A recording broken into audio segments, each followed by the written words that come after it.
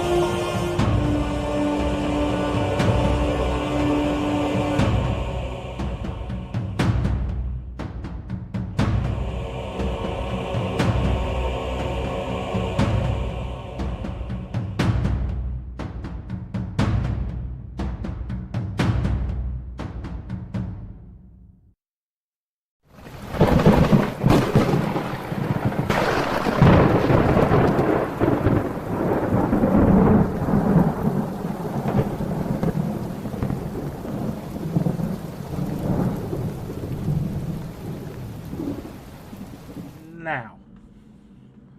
All right, and welcome everyone to Session 1 of Curse of Strahd. And we're just going to dive right into things here, and it would not be a proper D&D campaign if it did not start off in a tavern. So that being said, we are now here in the Laughing Stag, in the city of Neverwinter.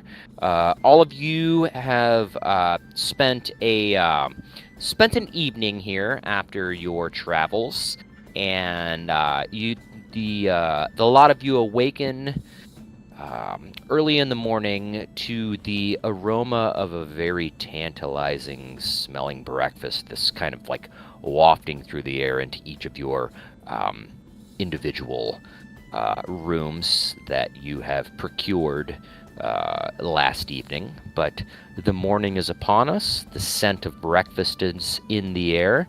Each of you, as I said, are in your own individual quarters, so to speak. So if any of you have any kind of morning rituals that you would like to do, now would be the time. Otherwise, it can be assumed that you all make your way downstairs to observe the surroundings of the Laughing Stag. So. Yeah. In the morning, you hear flute music playing from very soft melodic music, very almost quiet, but you can hear it as you walk down the halls from a room where Avon is just playing a bit of flute music. He does that every morning. Aww. Do we know each other? Not yet. Okay. Unless there's situations that are. Oh, I asked. You are privy to. Ella is up and ready at like the crack of dawn, and even then she feels like she slept in. I think if she's hearing flute music, she's going to do like that creepy eager girl thing of like just listening outside the door for maybe longer than is appropriate. Still inside your room, or you just have your ear pressed up against the door as you're hearing this flute music? I think she's like heading down the hallway with the idea of getting breakfast. Here's flute music, doubles back, and just kind of like leans against the across from and just listening, kind of like enjoying the tune, waiting for her friend to catch up to her. Okay. And then, yeah, you would see Siren slowly walking up behind Ella, because she is his charge. He is sent to watch and protect her. Have you eaten breakfast yet? I was gonna, but this guy's really good. Well, at least we'll have some good music to eat our breakfast to. We should go down As and get opposed to something what was quick. playing last night. Did you hear who they hired? It was terrible. Yeah, it was not good last night. That guy calls himself a bard. That's the way I tell stories. I can't sing. Yeah, no, you're right. Let's go. Let's get some food. And we're going to figure out who we can help today. As you head downstairs, you would probably notice that there is a tabaxi standing along a wall, kind of leaning against the wall, one leg kind of propped up, using a dagger to kind of, as a toothpick, kind of cleaning out their teeth a little bit, with their head turned in the direction of the stairs, kind of hearing the sound of this music as well, and kind of catching sight of you as you're coming down. This tabaxi has pinkish, lavenderish, the type of hues associated with a hairless cat. No fur, some yellow eyes, slitted, feline, and a very, very nicely pressed, fine-looking suit on, almost like a tuxedo of sorts. And a little black pack.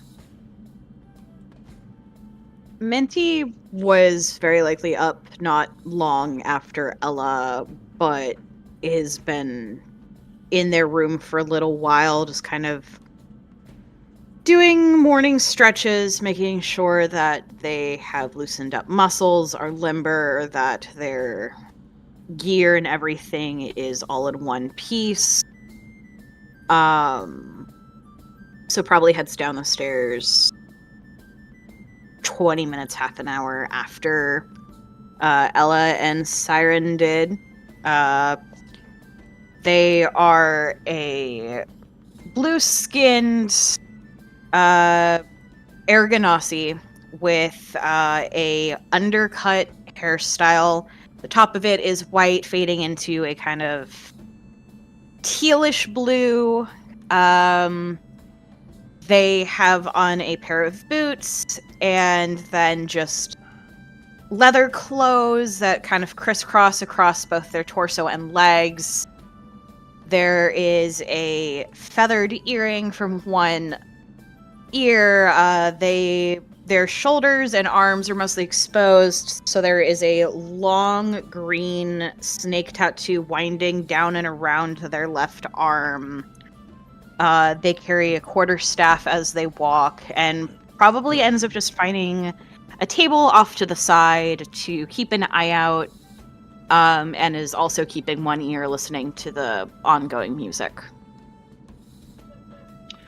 You would find Whitaker inside of his room, double and triple checking all of his supplies, making sure he has enough bandages, enough needles, enough twine in case he may need it. And after his third go around, making sure everything's all good, you see him pack everything all properly together, take a little wooden horse that he carries with him, and his hammer in one hand, hold it to his chest, say a silent prayer before he heads down to join the festivities of the morning. As soon as they can see Whitaker come downstairs, Minty's probably going to wave a hand or whistle to catch his attention, gesturing their companion on the road of the last few months over to come and join them. Ah, Miss Minty, good to see you this morning. Good to see you as well. Did you sleep well? Compared to how I've slept throughout our travels, I'd say having a bed was definitely helpful. Agreed. Roof over your head always makes for easier sleep than being on the road, though it can be an interesting time when you're just traveling. True. Travel does make for good adventure. Absolutely, and brings interesting companions. Of course. Do we know what's on the menu for the morning? I haven't looked quite yet, but we can definitely see about grabbing some breakfast. Yes, and the scene here in the main sort of tavern dining area of the Laughing Stag is there are it's sparsely populated at this hour of the morning, but there are a few patrons, a few off to the side that just seem to be enjoying their breakfast. There's one or two. There's two individuals sitting at the bar that looks like they're having the hair of the dog, and they're just kind of groggy, and they're already well into their ale, even at this early point in the morning. And if you look behind the bar, there's a very tall orcish individual, and he's wearing a kind of like a butcher's apron or like a chef's apron that has long, deep stains in it. Some fresh, some not so fresh. But he looks over at the lot of you and says, "Breakfast for the patrons is a cost, but anyone that has kept a room for the night, breakfast is on the house." Well, Oh, how generous. when we sleep here, they feed us, eh? Do you hear that? That's Help always yourself. Help yourself to the buffet. Anything outside of that, then do not hesitate to ask. And you look over. There's a kind of like a small sort of makeshift wooden table that has kind of like a buffet sort of set up. There's bacon, eggs. There's some questionable looking pancakes. Yes, think about it as kind of like a continental sort of breakfast. Yes. As we're observing this food, Calvo's still leaning against the wall, observing the folks around, kind of approaching the buffet, still keeping an eye out. Just a quick question: does Ella have any kind of musical instrument on their person that's visible? Yeah, several. So Ella will use musical instruments to like flavor her stories rather than sing because she Okay. respects people. So, She re- uh, I can't sing, so Ella can't sing. But hang on, let me okay. pull up exactly the instruments that she has. It's okay. It just clocking that you have some kind of an instrument on you, but that this music still persists unless the source of the music has descended the stairs. Calvo would still kind of keep an eye out in that direction as well, if there's any indication of, whoever might have been playing this tune. Yeah, as the chef is announcing the breakfast, Avon can hear it in his room and quietly, stops playing the music, packs up his bag, cleans up the room, and steps out. And as he's walking down from the hall, at the edge of the hall, after the announcement, you see a blue tiefling, kind of like cyan color. He's wearing pretty basic traveler's clothes, a little rugged here, a little torn there with patches. It's like he's been traveling for a while. And he has a large brim kind of hat that is like intended to cover up his horns, but they don't do a good job as they've grown through the hat. And he has like scruffy black hair that like is pushed down from having the hat on, and a type of like overcoat, kind of like cape type thing that covers almost his entire body, almost to the ground by where his like ankles are, and it's like a leathery brown coat that he puts over his entire outfit. That's partially open in the front, but definitely keeps it closed around him. And in the back, you can kind of see a little pronged tail that like he swings back and forth as he's walking down to get a plate. Right. Impressive. I would have thought that there would have been the performing bar over here that was doing all the beautiful soundtrack to our morning, but good job. Oh, Made it thank you. pretty lively for us.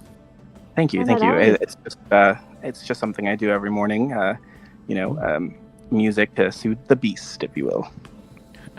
Dinner or Oh. breakfast and a show. You do play like very. I don't know. I want to tell stories to your music. It's beautiful. Thank you, thank you. I mean, you're welcome Puts out to. her hand. Hi, Mela. Hi. Hi. Avon. Avon Drake. Nice to meet you. Yvonne, hi. She's gonna not know what to make of the cat person. Offer her hand and kind of like eye of claws. Calvo will see that, let it linger just a beat too long, take the dagger out from picking his teeth, and then extend the opposite hand to shake it and give it a little kiss. Aw. Uh, Ella. Calvo, I'm sorry? my name. Calvo. Alvo. Yes. Nice to meet you, Calvo. She'll point behind her, where I assume you are. Yes. This is Sai. Yeah, He follows me everywhere. Behind Ella, you see, I mean, just looking at him, he just looks like half elf. Fairly tall, about a little over 6 foot. You could tell that, I mean, he is a warrior of sorts by the leather and armors that he wears. He wears this kind of sleeveless hooded cloak that's got blue runes all over it. Almost always keeps the hood up on it. By looking at him, he would look to be around his 30s. Avon's gonna extend out a hand to shake yours as well. Also, I forgot to mention, as you notice, he's a bit of a weird looking tiefling. He looks like he doesn't really take care of himself a lot. He has like scruffy hair around his like jawline and chin, and like his teeth look a little bit too sharp, if you will, and his nails are long and black. A little bit more like he isn't really he doesn't care too much about the way his outside presence looks. I totally forgot to describe Ella. Yeah, Siren would shake just your real hand. quick. Or not. No, go ahead. Go ahead. No, I realized. I just assumed that everyone knew what Ella looked like because I'm an idiot.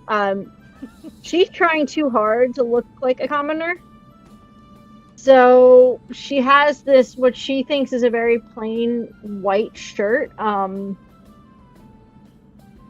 It's not that plain. It's very clearly like made for her. Black fitted pants. Again, she thinks they're shabby. They're not.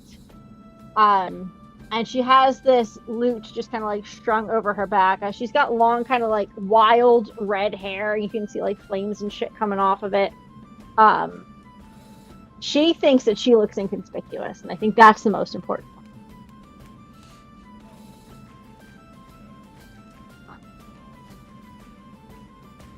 Minty during this is full on just been finding themselves a plate of food. DM question, I'm assuming there's some sort of like tea or coffee available for drinking. There's the only thing that's set out on the kind of buffet table is just food. There's a large flagon of water with a few empty tankards around it, but outside of that, it's just the water that's set up on the table. It's fine. They'll make do with a tankard of water, and then kind of blocking the gathering of the other four off to the side. Weighs a little bit, eyeing the relatively obvious signs, at least that's what I'm assuming based on the descriptions the others have been giving, of folks who are able to defend themselves and possibly other adventurers, and starts making their way over in that direction, balancing their food in one hand, and is probably actively just eating the bacon as they walk. Yep.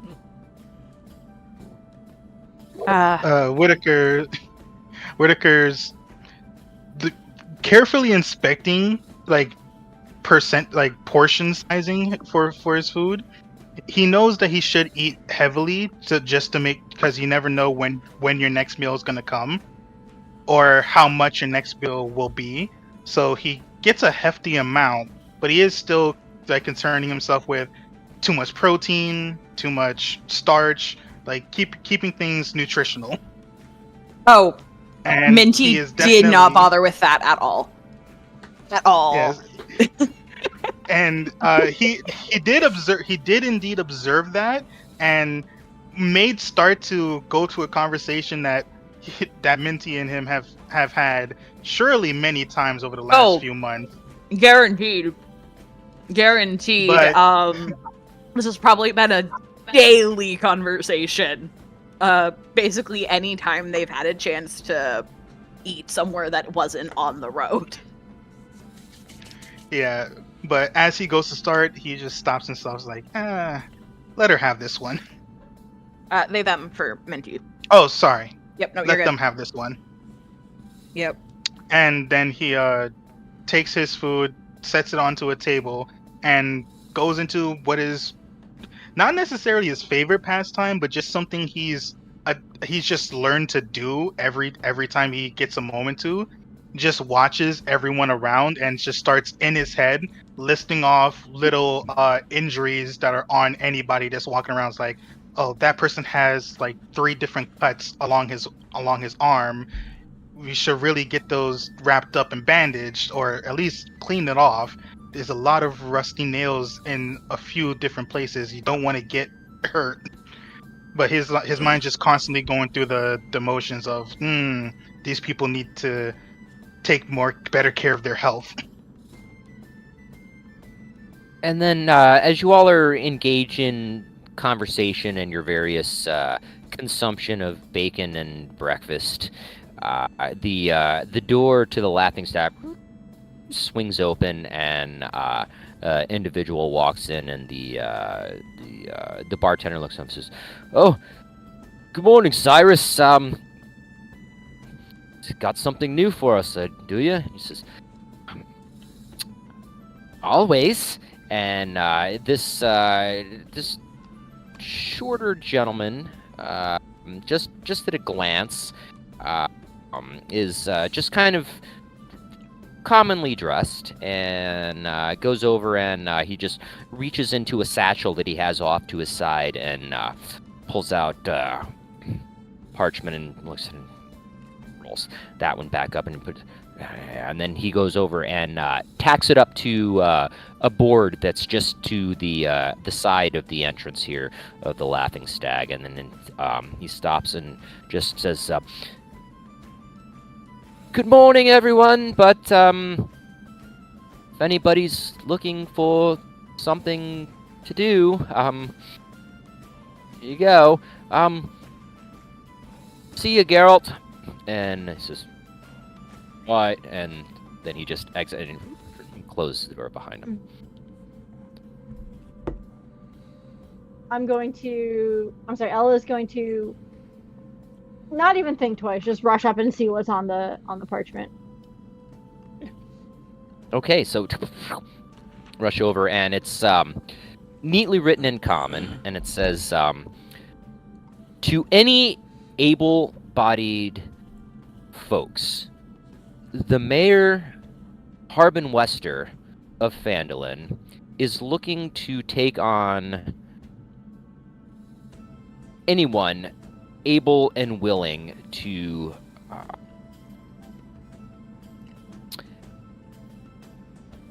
be involved in situations that will be short-term or potentially long-term based on your abilities. You will be well compensated as well as receive free room and board, provided that the tasks at hand are completed to satisfaction."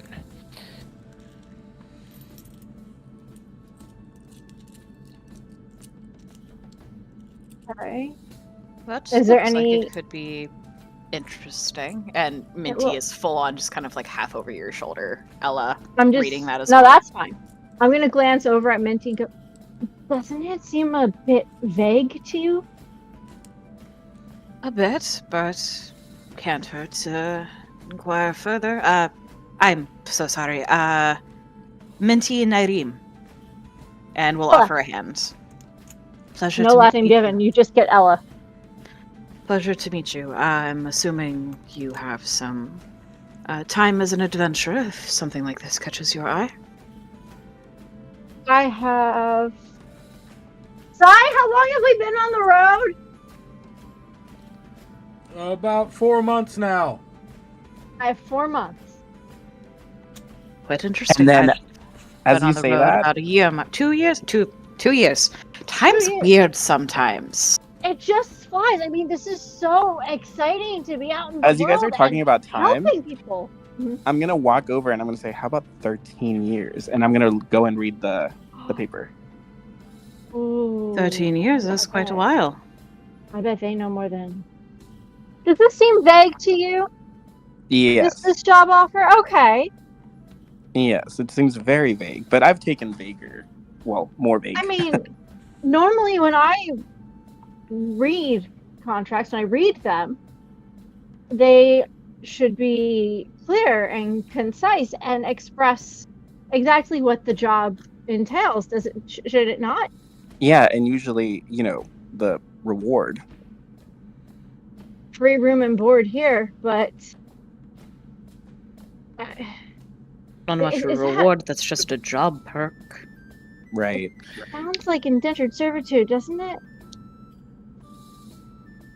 You Uh, would probably, very blatantly, a very awkward, flinch almost to Minty. They have not the greatest skill at deception, so they wouldn't even be trying to hide that.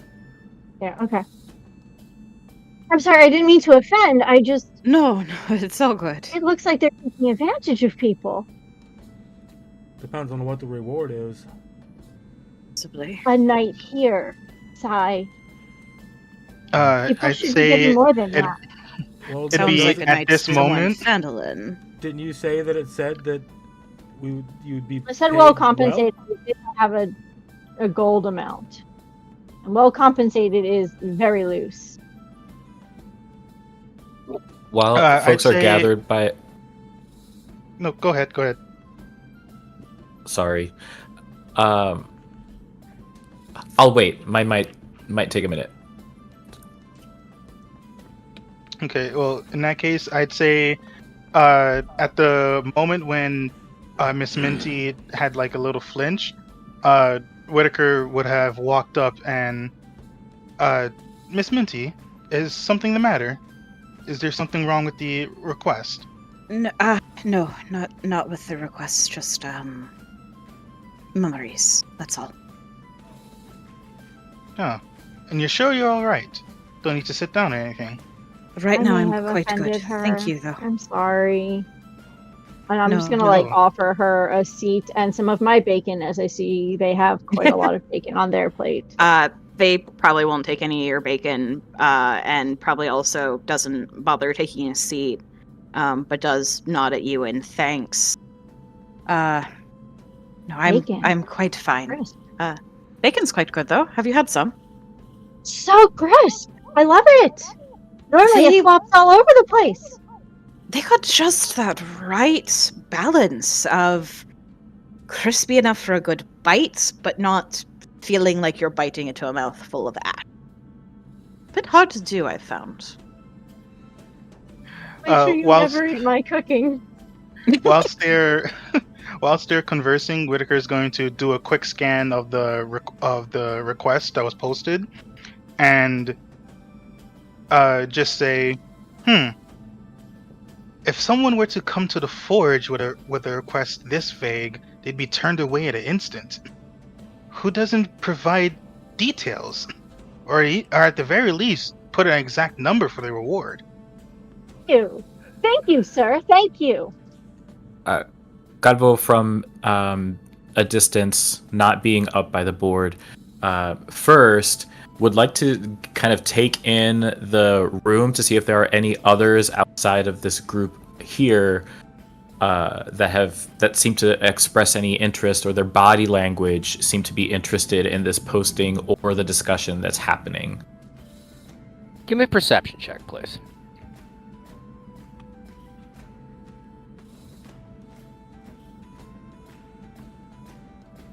First roll.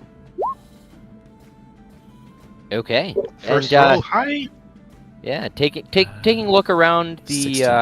the room here. The sparse amount of patrons. The few that were enjoying their breakfast, they seem to be finishing up and just tidying up their area, and the other few patrons that were enjoying the hair of the dog, or not enjoying it, or getting their morning buzz on, seem to have paid no mind.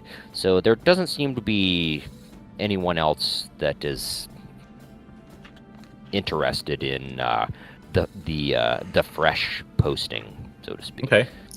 And then did Sai approach the group as well, or is Sai stayed behind a bit, like Calvo did? Siren would be, wherever Ella goes, Siren goes. Okay, I mean, so he then can stand back Siren a few will- paces.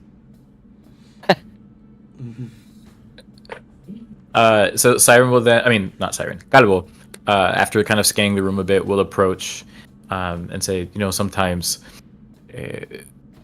things are vague on purpose. You might learn to be a little surprised when you see information you want to learn a little bit more, or maybe they're trying to weed out people that might be in reasons. But what is right and what is? You might find yourself pleasantly surprised sometimes when you are on the, trying to learn a little bit more about something. Give it a little tease, give it a little taste, and see who responds to the call and how. That's very possible. In my experience, though, if they don't tell you what they need help with, it's something entirely too dangerous for what they're paying. Has and anyone ever been to Phandalin? Yeah. Perfect. Can't say I've.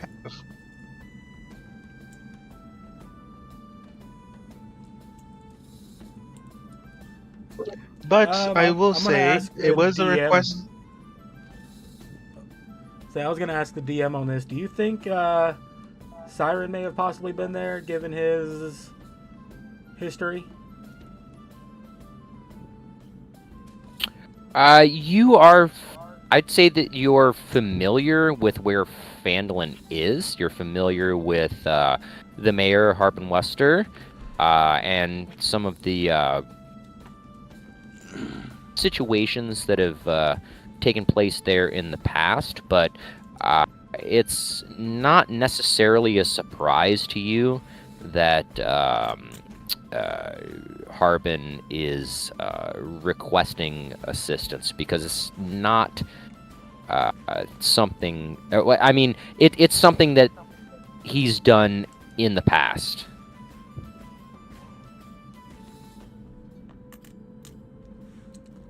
Just putting out a general call to arms. Yeah. And then Siren would say to Ella, and still not used to, the whole, he'd be like, Lady Brightstone, Ella, the whole purpose of us taking this trip was you wanted to help people. Yeah. There's no better opportunity, I suppose. Do you think this would impress him? I think it would impress him very He would much. know that she's talking about her fiance, I think. Yeah. You think I it think would? it You would- think? I think it would impress him very much. I mean, to be fair, we don't know exactly what they want, what they need help with. I wonder if he thinks I'm stupid for taking a job with no. Okay. No, you're right. You're right. It's a chance to help people and to learn about the world. And okay. Okay. It would be Whitaker would say to Minty, Mm-hmm. while I don't particularly like the lack of details on this request, it is still a request for help, and I don't believe we have decided on where to go next.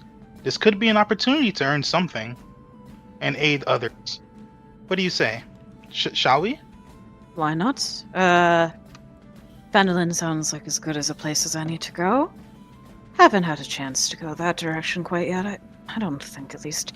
Sometimes the geography of the Sword Coast confuses me, to be quite honest. But yes, if the two of you don't mind more companions, we'd be more than happy to come along.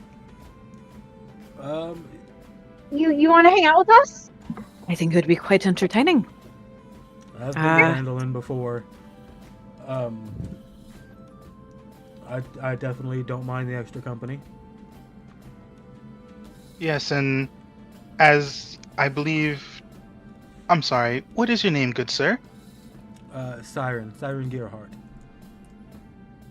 Whitaker Salem. Pleasure to meet you.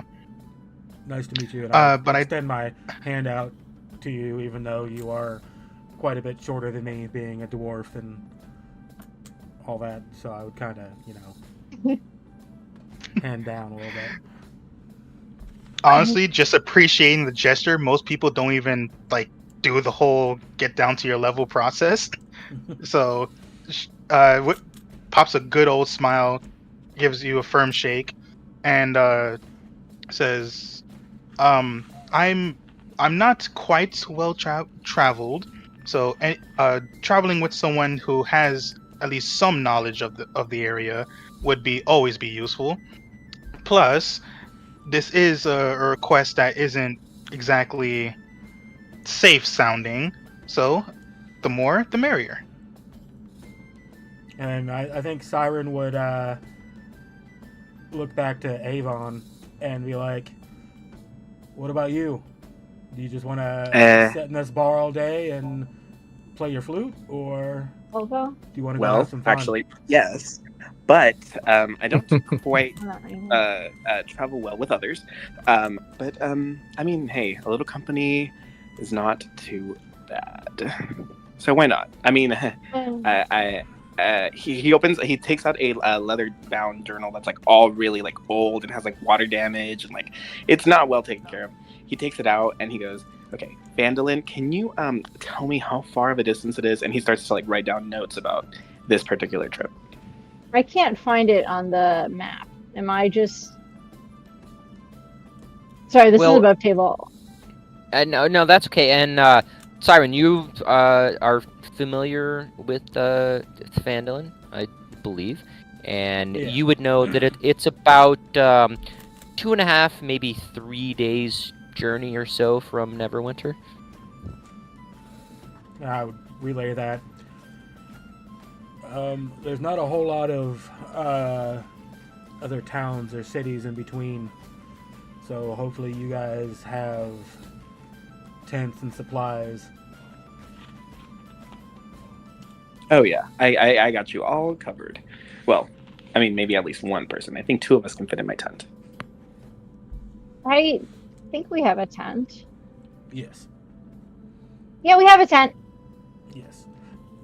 Siren made sure that, while Ella was just super excited and hardly packed anything to go, he was definitely the... She packed her instruments.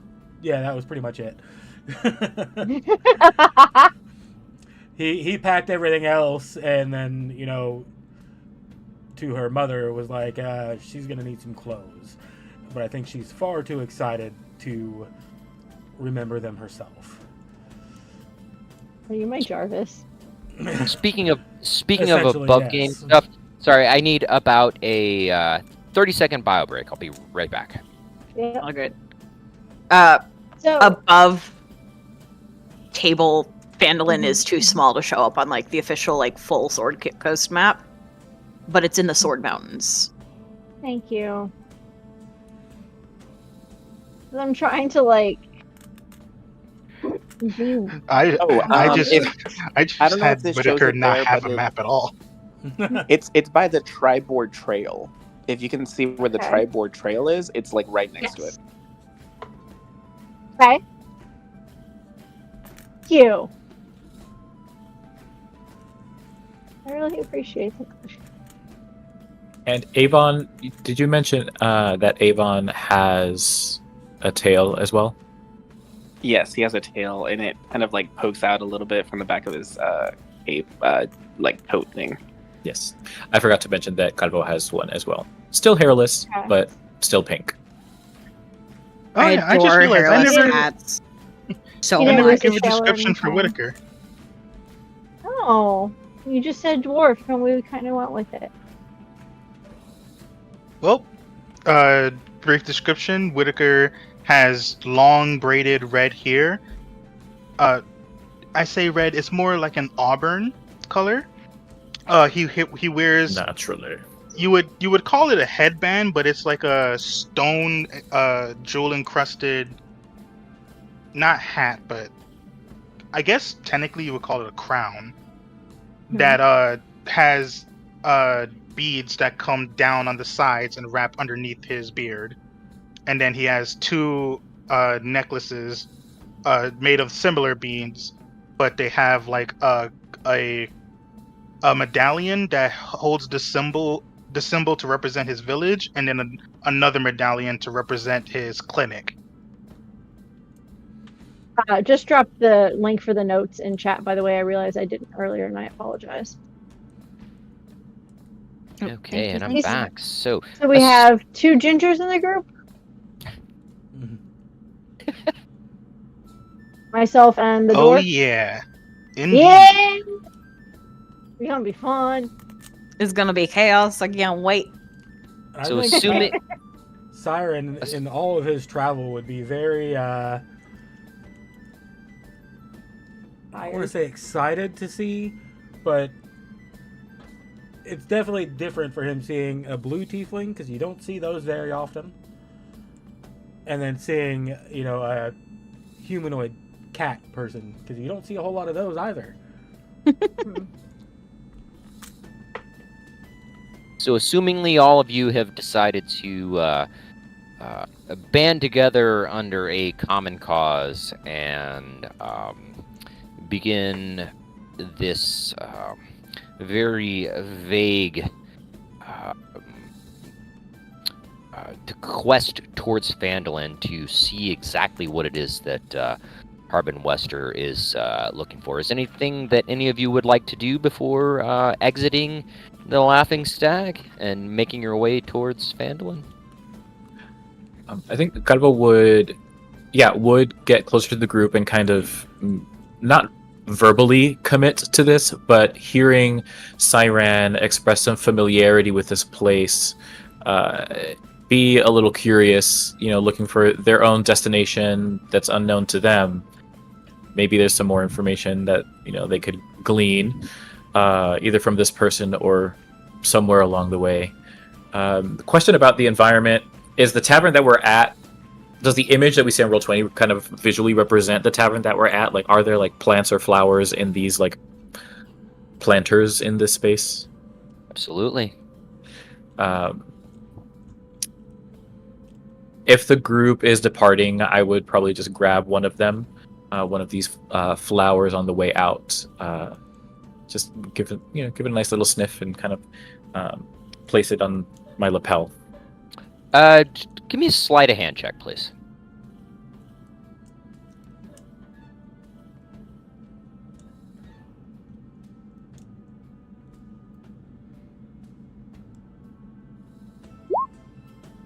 Oof, double natties.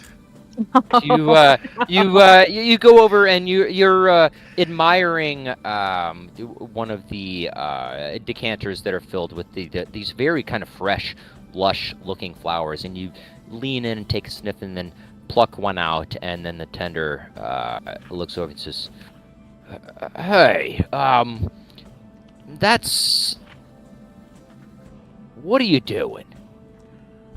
Oh, I'm just appreciating the fine sense of style and decoration in this place. It's beautiful. I want to do a quick look at it as I admire it, as I'm saying this to whoever the employee is here, and inspect it to see if I notice anything within it. And while the bartender is busy with him, I'm gonna grab a handful of that bacon there and shove it in my side pouch. Yeah, do it up. Pocket bacon! Yeah. That's Never know a when you might have a need for pocket bacon. A nat 20 to kind of give a look over to this flower. Okay, and just at a glance, and just from the aroma that comes off of it, it is a very freshly picked lily. And the tender says, "Hey, but I spent a lot of time bringing that up just to keep the ambiance and the decor fresh in here. I don't need anybody taking them out." Do you know what? You're absolutely right. No problem. I'm sorry. I would never want to tarnish the beauty of this place. My apologies, and I will put it back, seeing that it's an ordinary lily. Apology accepted. Just look and sniff, just don't take. Aha! If you only knew, if I had a nickel or a copper for every time I heard that.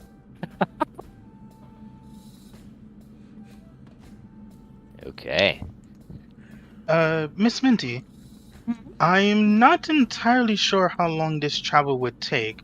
Do you think we should acquire more supplies, or do you believe we have enough? More supplies would most certainly be good here in town. Make sure we have everything together. And they'll turn to the others in the group. Anyone else need to resupply before we leave? Might as well have an idea of what we have as a group before we set out. I think we should. We could top off. What does? We'll be on the road for how many days above table? 2 days? About 2.5, 3 days. Mm-hmm. Okay, so let's assume 4 days with, things going wrong. Mm-hmm. Ella will agree to a brief shopping trip. Yeah. Okay. Okay. Yes. Uh, I think I have a means of sleeping. I think I have a bedroll, so I should be okay. We should all have bedrolls, right? And Yeah, adventurous almost pack. every equipment pack comes with them. Oh, you know what? I am lying. I do not have a bedroll. Whitaker, you said you had a tent. I think you were the one who said that earlier, right? yeah, I have a 2-person tent. So you and I have probably been sharing that for the last 6 months. If we're both sleeping indoors. I don't have a Yes. tent listed. I have perfume for some stink. Oh, I know why I have perfume. Guys, I took the wrong background. I should have picked a noble. Ella is not prepared. Let's go to town. So yeah, so Whitaker's just like, okay, assuming, so 2 days travel, assuming prepare for 4 days in case things go wrong. In terms of rations, I think I have, and he opens up his little pack. I'd say I have about 2 days worth of rations, so should probably top off on those. Can't hurt to have more than rather than less. Yes, and I am carrying a blanket for myself, but could acquire more if anybody else will want.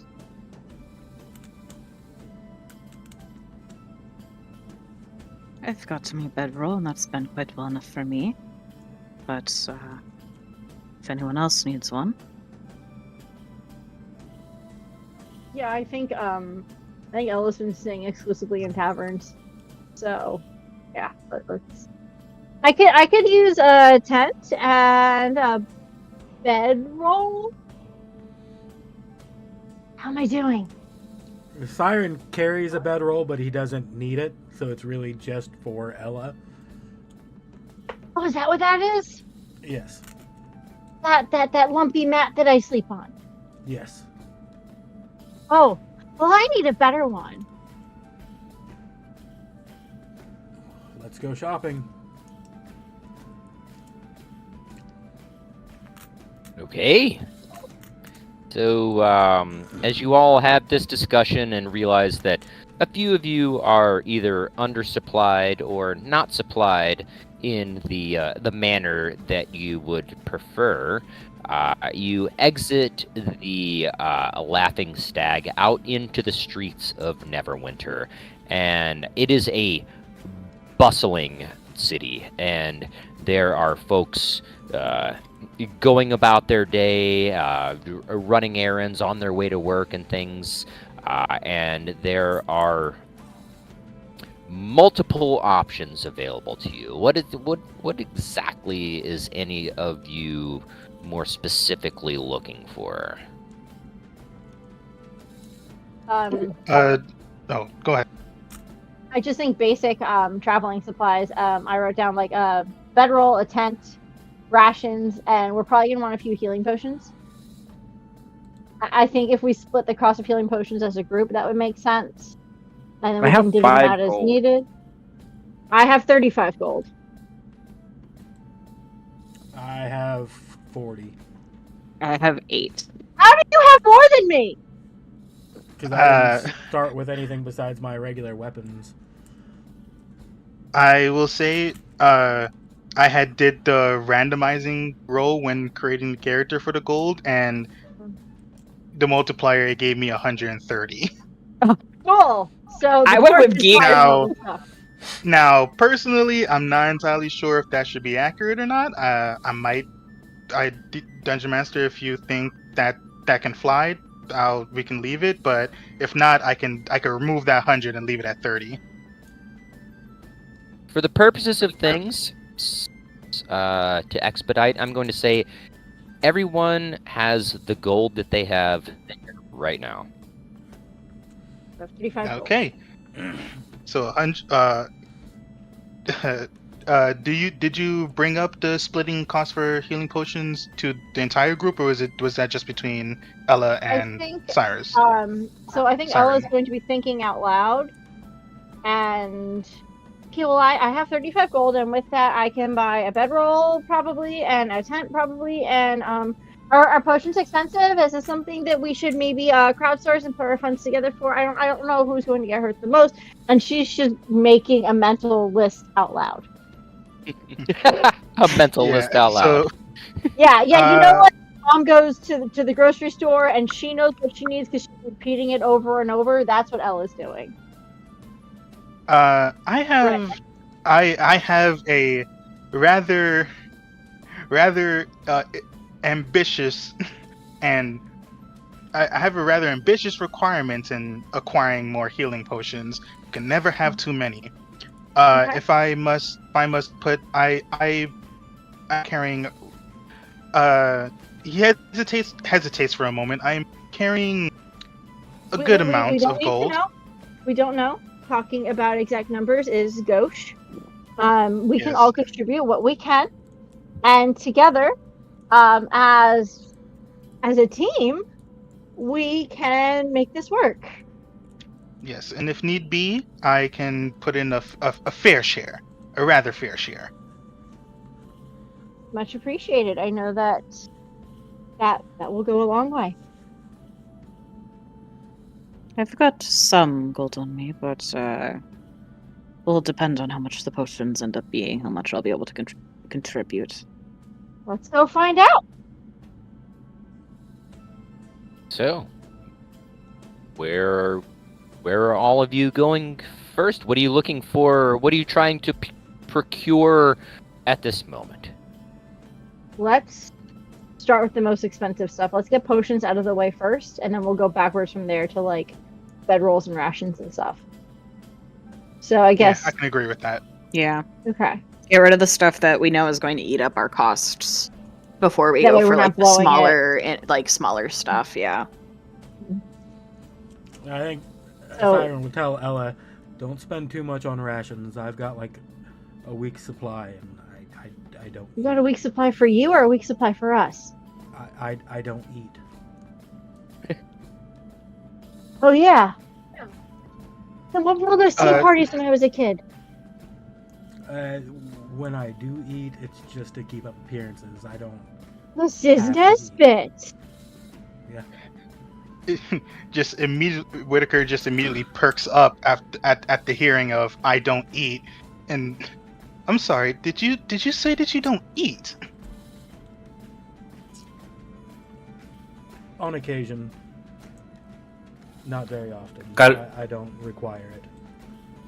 But Got you're it clocks such a- it too. You're so hefty in size. How do you keep up your energy? One day I will let you know. But Right you now, should try, out try to here punch him and is see just how not the sturdy time. he is. Curious. Minty has this look on their I will face. say it is not my business. Minty has this look on their face of thank God someone else is getting this for once.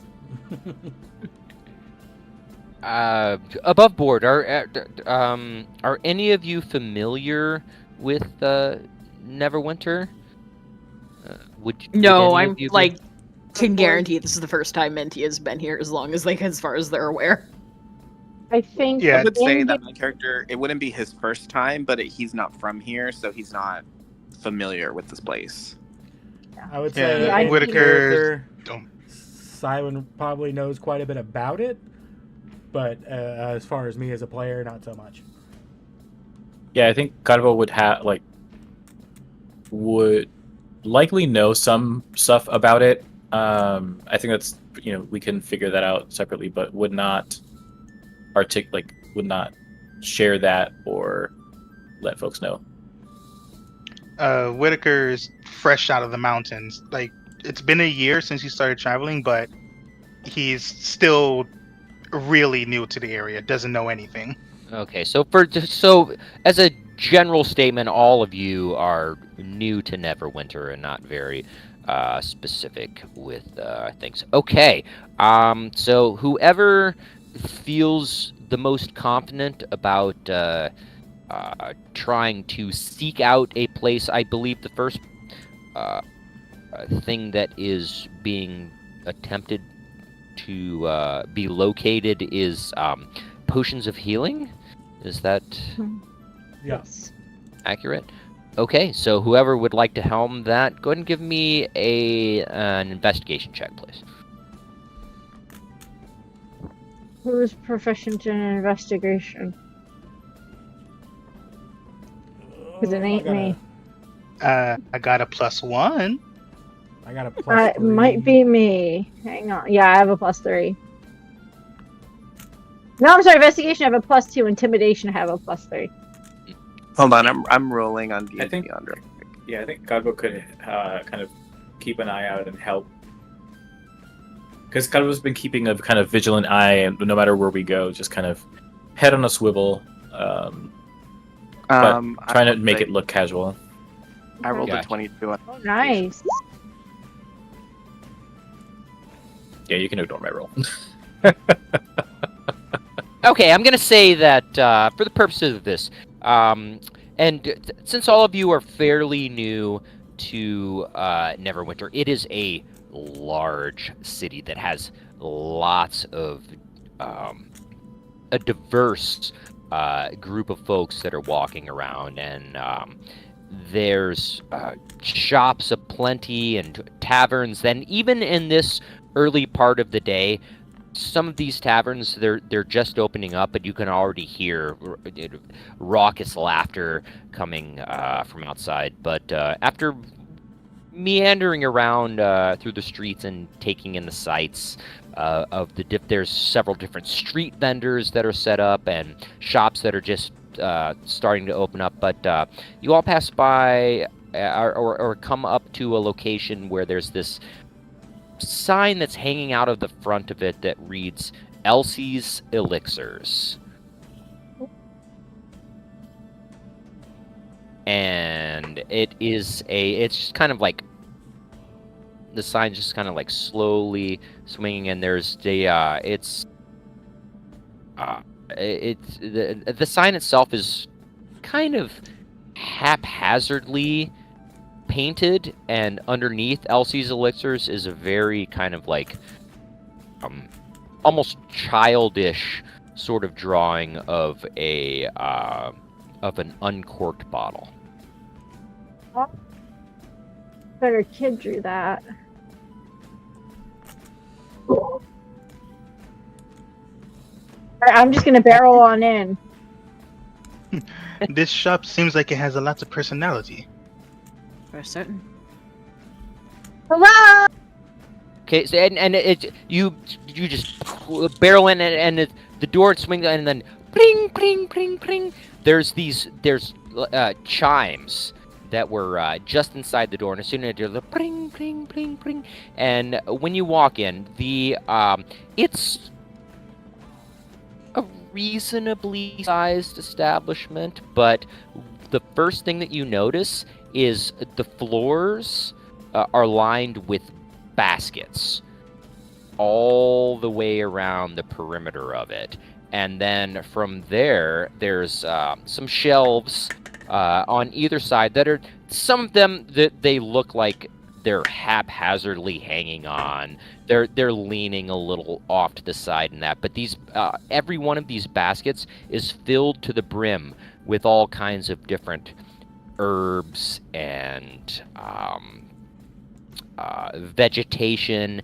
And as soon pring pring pring pring from out of the back room, this individual emerges and just, oh hey, welcome to Elsie's Elixirs. My name's Maggie. Take a look around and, just be cool. Make yourself at home, man.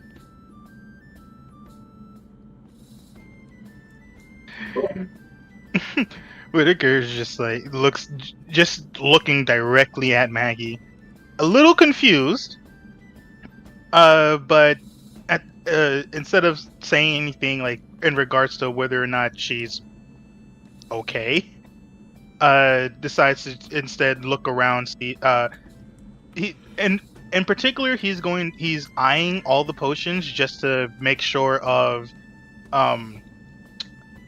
their actual like potions, because he being a healer, he has oftentimes had to use a potion and to heal someone, so he knows what one's supposed to look like.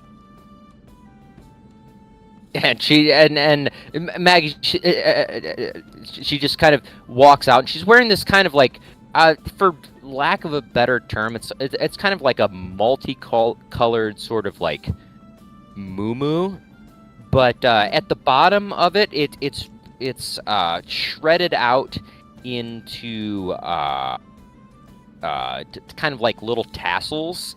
And at the end of each one of those tassels is a tiny little bell. So every step that she takes, there's just kind of like dissonant sort of ringing of bells. And just, oh, yeah, just take your time. Let me know. I'll be right over here. And then she goes over and just sits down at the stool that's behind the counter there. And then she kind of just like puts her chin in her hand and is just... yeah, just... okay, have a look around. Are you okay? Oh, are you okay? I'm great. Hey! Yeah, wait. Yeah, no, I'm okay. My name's Maggie. Welcome to Elsie's Elixirs. If you need any help, just let me know. Can I produce 1 flame, 2 flame? Walk up to her. How many am I holding up? Whoa. That's fire. It is. Don't touch it. Like, extinguish them.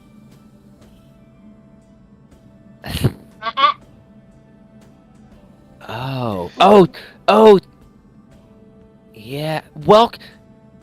Okay. Can I do an insight check? What are you trying to determine? Like, baked, or if there's something wrong. Okay. Go and give me an insight check, please. I would go to war for this woman. I don't know shit. That's perfect. She just seems very happy. Can I make a medicine check to see if it's like a little too happy? I think she's fine. You know, it's okay. I'm gonna go rummage through the baskets. Okay. Yeah, and they're all filled with freshly cut herbs and spices and vegetation of all sorts. Whitaker, you wanted to do something to check on the stony leaf? Oh yeah, I was gonna roll a medicine check to see if it's like, do we need to let somebody know that she's like on her own in here, or will it be like, oh, she's functional? Let me medicine. Ooh, that's a 22. Okay, based on that, you can she is certainly under the influence of something, but seems to be exceptionally healthy and happy.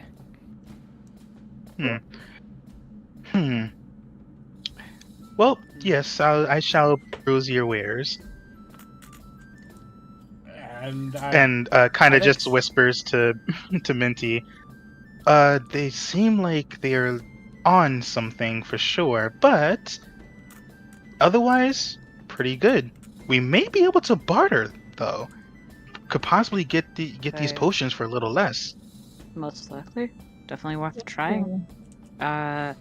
You know as well as I do, I am not the one to do that, however. Hopefully one of the others is better. That's where I was Yes, hopefully. thinking too. I think Siren would just, kind of straight to the point with her, politely, like, ma'am, what would you happen to have in the way of healing potions? Oh, yeah. Oh, those are so good. I finished up a few just earlier. Just give me 1 second. Feel free to take a look around. And she stands up off the stool and then just like it plants her hand on the desk there for just a moment. And I think Siren would reach out to grab her other hand to help her up and steady her. And he says, "Oh no, I'm good. I'm good. Take a look around. I'll be right back." And she just, and then very fluidly stands up and then just spins in. The bells at the bottom of the fringes give a little twinkle, and she just disappears into the back room for a moment. So Calvo, this whole time, didn't enter the establishment. Kind of stayed outside, posted up just outside the door, propped up, one leg up, just like he was inside the tavern, kind of keeping an eye outside, just observing the surroundings, but isn't present within. As a player, I would have loved for Calvo to have been there and witnessed all of that and interacted with Maggie, but in my mind, Calvo was outside the entire time. Oh no, poor. And then after just a moment, she emerges from the back room, and she has this small wooden crate that she's holding, and she sets it down very slowly and gingerly on the counter there, but then steps back for just a second, and then just scoots it off to the side, just like maybe about a half an inch. And inside the crate, there are 4 corked bottles. All 4 of them have this deep kind of crimson red color, and she says, "I just whipped these up last night. Should work out for you." Should. I Whitaker's going to kind of, go for inspection. I was gonna say I would pick one up and look at it and ask her, like, "Do you mind?" No, And go I right uncork ahead. the bottle a bit, and I look over at Whitaker. I'm like, giving him that hey, come over this way nod as I uncork a bottle and hand it to him. Like, what do you think? All right. So gonna, I guess, test it. Is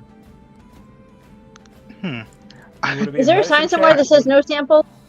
Would he be able to Signs. tell by smelling it, or I was if you about to guys- go crazy and say Whitaker's just gonna take out a little knife, give himself a little cut, and then take a tiny sip to see if it does work. But that seemed like it was. I don't know if that would set something off or not. Well, the first bottle that you grab, and taking a closer look at it, 3 of the bottles they're the same kind of crims, but there's the 4th corked bottle there is a much darker red. And the first one that you pick up and just kind of uncork and just take a glance at it and sniffer it around. You actually give me an intelligence check, please. Okay. Avon, while this is happening, is going to get next to you guys and pull out his alchemist supplies and say, "If you guys want testing, I can test it." Yeah, you. Actually, yes. Would it be? Could I also be? Would I also be able to test it using a herbalism kit, or would it be better to do alchemist supplies? That's entirely up to you. I Which are, guess we could both test it. which are you more familiar with? Well, Whitaker is proficient in alchemist supplies and herbalism kits, so Okay. either one works for me. Okay, so that would be, I'd say that would be a, let's see, that'd be a D20, add your proficiency bonus to that as your, testing out the wares. And Maggie has now once again taken a seat at the desk, or at the counter here, and is just like kind of zoned out a little bit while y'all are doing your thing.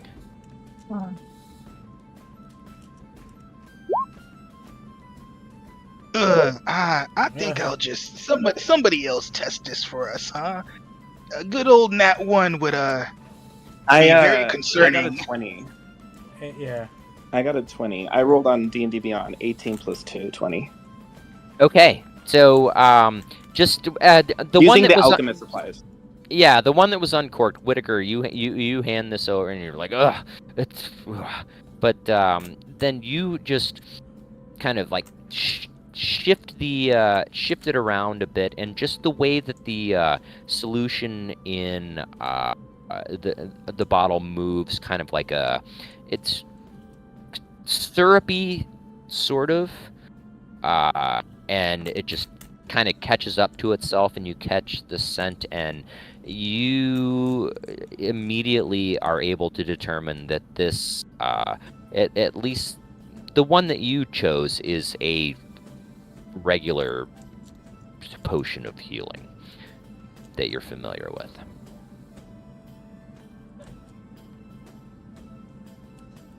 And Siren would look towards Avon to get the okay. Yeah, Avon's gonna be, yeah, this one's fine, and I pass it over. Miss Maggie, how much for these healing potions? Oh, wow. Okay. Ooh, I was thinking maybe like 50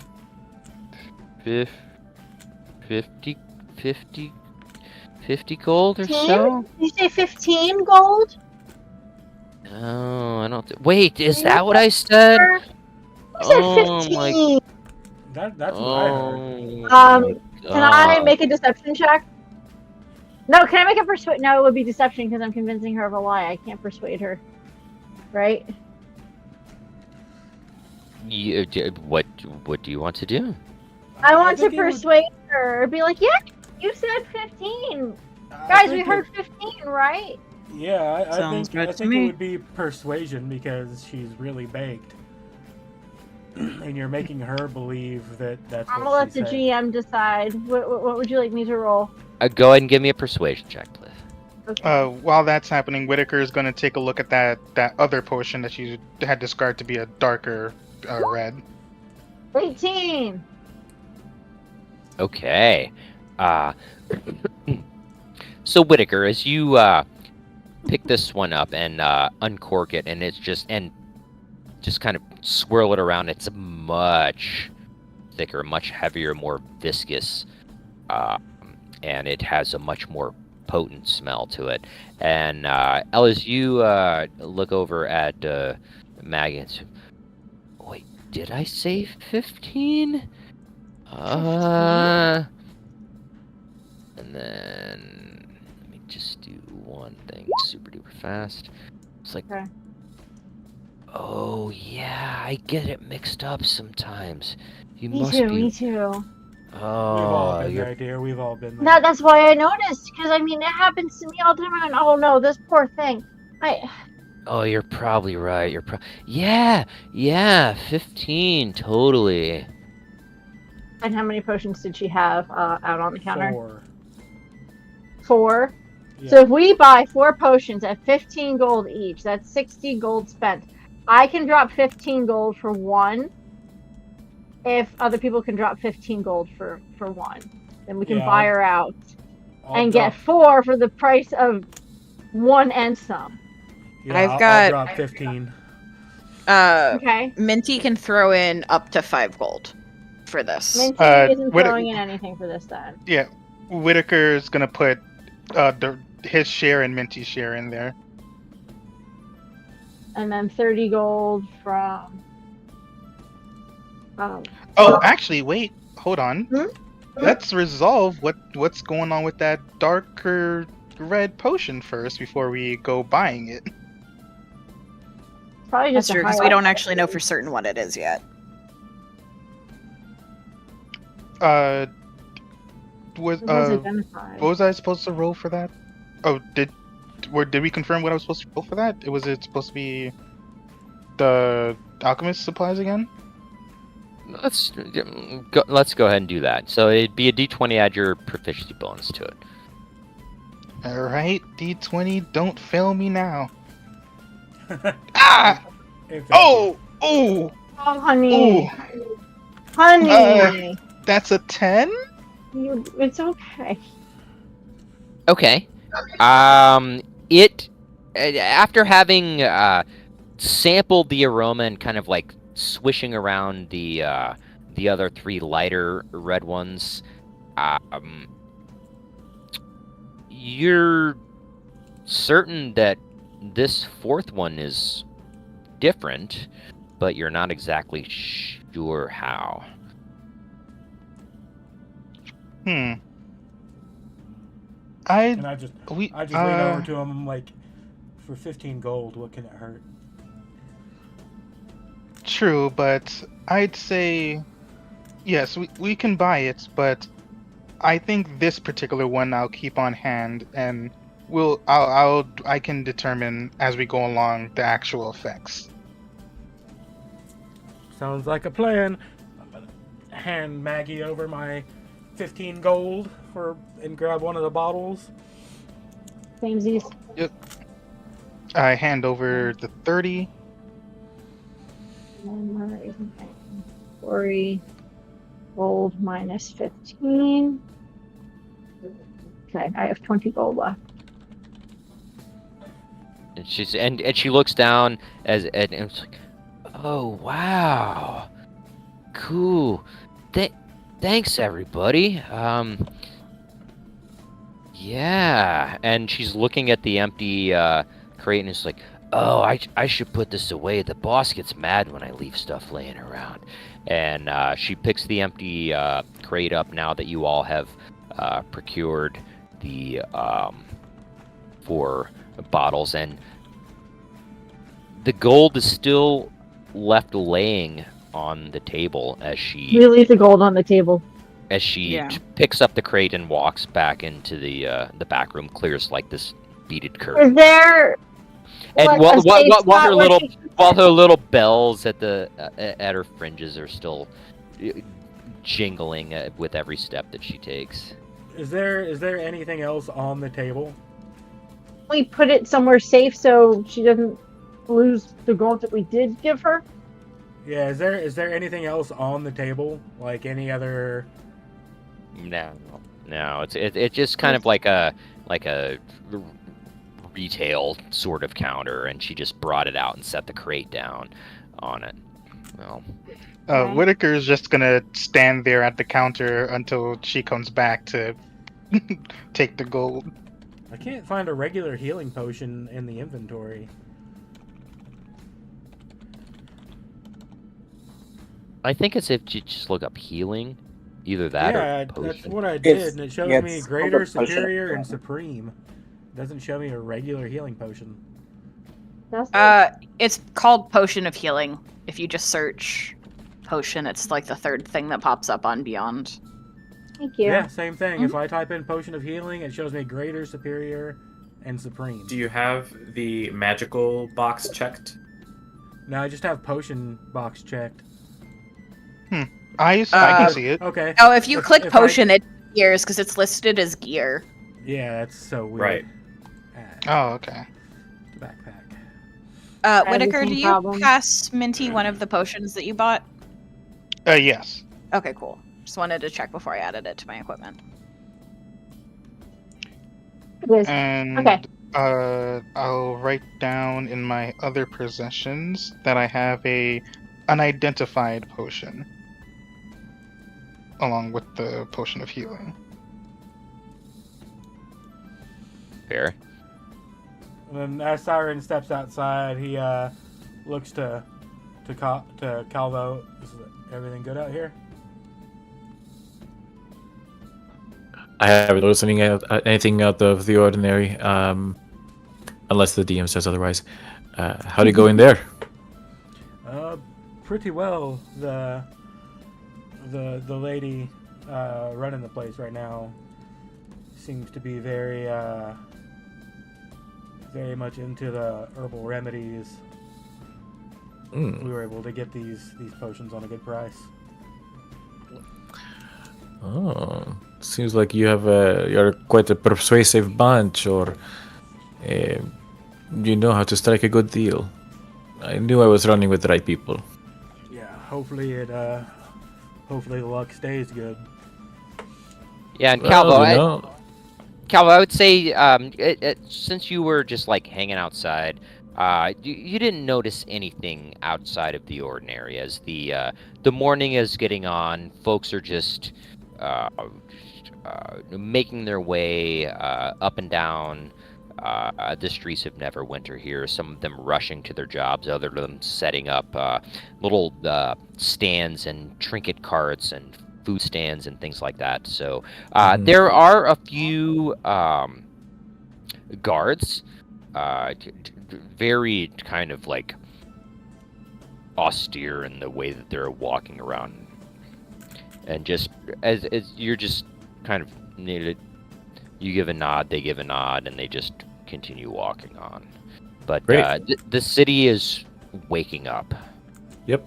I see, any families kind of scurrying about, and anybody, as you said, going to and fro to a job, I kind of just like linger and keep an eye on just the bustling life in a new place. And then turn to Siren and say, if you ever need any help with any kind of negotiations like that, or maybe might need a different approach to having these kinds of conversations, I'm happy to help. Most definitely. I imagine you are probably very gifted. If I'm not, some coin always helps, and I'm flipping a coin as we're speaking. Different. Not all languages are spoken. Understood. I believe Milady wants to find a tent and bedroll. I think I'm gonna come out when he's saying this and be like, I have a name. You can use it. Yes. Not at home. Ella, right? Yeah. Hi, I'm Ella. Certainly. I assume this was your doing, this negotiation. Really a team effort. It's okay to give yourself a little bit more credit. But, being a team player is also good. Are we ready to move on? I will tell you, Avon and Whitaker seem very well versed in medicine and arcane. Yeah. Yeah? That could definitely be that's very, good to know. very handy. Absolutely. I tell stories. I don't do much, but yeah. Well, listen. I haven't Minty quite probably been- comes out about that time as Ella says that and goes, I can hit things quite well, but that's about it. I could tell stories about you hitting things quite well. Ooh. I was So, about to say, Perhaps. Have you all exited Elsie's elixirs at this point? Yeah. Yes. And you're all having No, this Whitaker's conversation still on the inside. sidewalk? Oh, Whitaker's still inside, waiting for Maggie to come get the gold. Yeah, and an awkward amount of time passes, like maybe 10, 15 minutes or so. And then she reemerges and just does this kind of like grandiose thing about spreading this beaded curtain. And as she walks in, the bells on her fringes are ringing. She says, "Oh, welcome to Elsie's Elixirs. My name's Maggie. Can I help you?" It's a slight chuckling. I believe you already have, Miss Maggie. I just wanted to make sure that you collect your payment. Oh, yeah. That's cool. Thank you. Come back anytime. And with that, she just kind of like sweeps the gold off to the side and then pulls a drawer and then just kind of like sweeps it into a drawer on the other side of the counter there.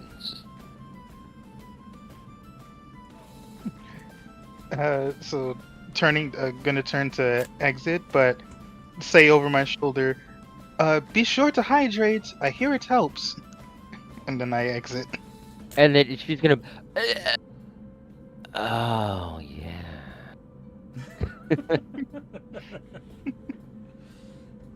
So now the lot of you are standing out on the streets of Neverwinter outside of Elsie's Elixirs, while the city is seemingly waking up, and you have procured what you have procured. What would you all like to do now? I think next up is camping supplies. Camping supplies, I think. You send in rations afterwards. Mm-hmm. I think we could get the camping supplies and the rations from the same place, your typical general store. Awesome. Good. Okay, so the lot of you just begin to meander through the streets of Neverwinter, and you eventually come across an establishment that it's just painted on there's a large kind of like picture window that is just has this kind of script scrawl written on it that says everything needed. Everything. That's the name of the store. Mm-hmm. Well, that's very vague. A bit on the nose, isn't it? Does that mean they need love it. everything, or they have everything that's needed? Let's find out. It's kind of Maybe- like I maybe can't tell that's- if it's. Oh, go ahead. No, that's okay. Maybe that's the thing that makes it enticing. Like, that's what gets people to go inside. Perhaps. One way to find out. Yeah. Go. Alright, enter we do. And as we enter, Calvo will, take a look and just walk in, announcing, "Hello, hello. I see that you're looking for some help. There's a help wanted sign outside." And as soon as you walk in, this place is it's completely packed from floor to ceiling with just imagine like a hoarder kind of house. You have to almost kind of like work your way through the aisle, and as you round this corner, just sitting right in the center, there's no desk, there's no counter, it's just a single stool, and there's this elderly looking dwarf woman, has this gray silver hair that is going almost to the floor, and She just looks up and says, "Just what do you want?" All right, I totally get the name now.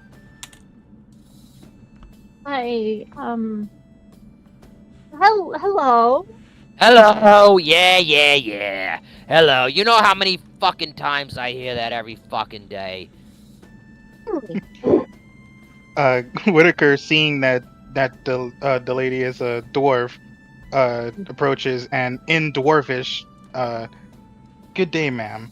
We've come to see whether your sign is asking for assistance or offering assistance. And with that, she just kind of looks off to the side and spits. And you can see her, like, 5 o'clock shadow starting to come in, even though it's, like, about 9 in the morning or so. And just get this shit out of here. Give me what you got. I'll give you what I got. What do you need? I got a little bit of everything. Is there any acknowledgement from her that it was spoken in dwarvish, or is that just a?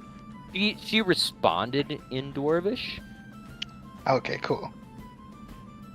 In that case, turning to Ella, I believe you needed. I believe you said a bedroll. I need a bedroll. I need tent. And I need rations. Okay. Bedroll, tent, rations. There. And she just kind of like it puts her hand up, doesn't even get up from the stool, and just kind of like does a sweeping motion and then stops. Like, yeah, that one there. And once again, it stops and it spits off to the side and getting like. It gets up off the stool and says, I can never find anything around here. Vincent! Get it! And with that, you all suddenly just off to the side in one of the piles of just everything that's around, it just a bedroll floats out off to the side and then just drops down at your feet. Does it look better than the one I've been sleeping on? I don't know what the one that you've been sleeping on looks like. It's a reasonably sufficient bedroll. Okay. I would imagine the one So she's been it's- sleeping on is Siren's old one that he's had forever. So it's Oh, very ew, lumpy. then yeah, this is way better. So it's like going from getting a hand-me-down mattress to getting a discount mattress. It's usable. It's not. Mhm. It's not. It appears to have not been used previously, but it is. It seems like it may have been kind of in storage for a little while, so to speak. Okay, so I have the bedroll and the tent. Rations. Do we need anything else? I'm going to buy some caltrops. I'm gonna buy some caltrops. I'm gonna say, hey, you got a shield? I don't use a shield. No. I'm talking to No, the he's merchant. inquiring. And she's like, well, let me take a look. Vincent, do we got any shields? And a moment or two passes, and I ain't got no fucking shields. I'm sorry, you keep on calling out the Vincent, but I don't see anybody. Yes, What's this? I'm What's a going little on? curious about that too. Could be casting message. Well, Unseen clerk? Vincent helps me out. I just don't like getting up off this stool too often. Well, it'd be great to. That's a very good then point. turns It's it always in. nice to have some help. and then turns and spits on the ground again. Yeah, it Well, would thank- be nice, wouldn't it? Thank you, Vincent. When the tent and bedroll got dropped, it just like fell out of air, or did we like see a motion happen beforehand? It just you saw it in the piles of just everything that's stacked up, the rubbish and everything else, and there's all kinds of assorted wares and gear and everything, but then it just kind of just like the tent just kind of like and then dropped right at your feet. And no, you did all you saw was the tent kind of like moving out and then just dropping right at your feet. And she's going to look up at you and say, yeah, it's gonna be about 2 gold. And then hawks and then spits on the ground right to the side of her. Okay. Do you got That's- any slings or daggers? Once again, Smith. Vincent! Check that over there. And then, after a moment, a single kind of usable but almost rusty looking dagger just kind of suddenly drops at your feet. How much do I owe you? Well, you get in the tent, or you get in the tent and the dagger? Both of us are able to share a tent, so I'll take just the tent. Just the dagger, I believe. Just the dagger? Alright, that's gonna be, She takes a big draw on it, and then... I take the dodge action.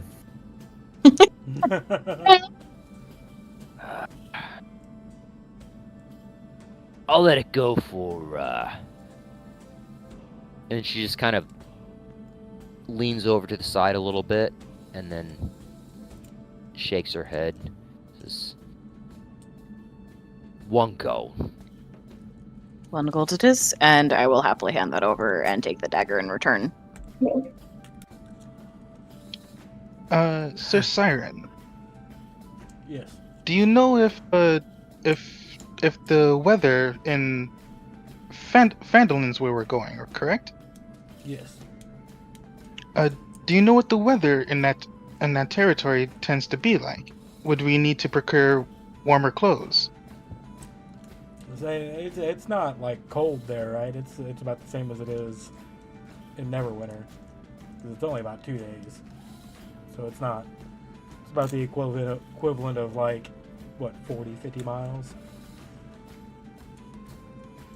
Okay. So Good. We should be fine.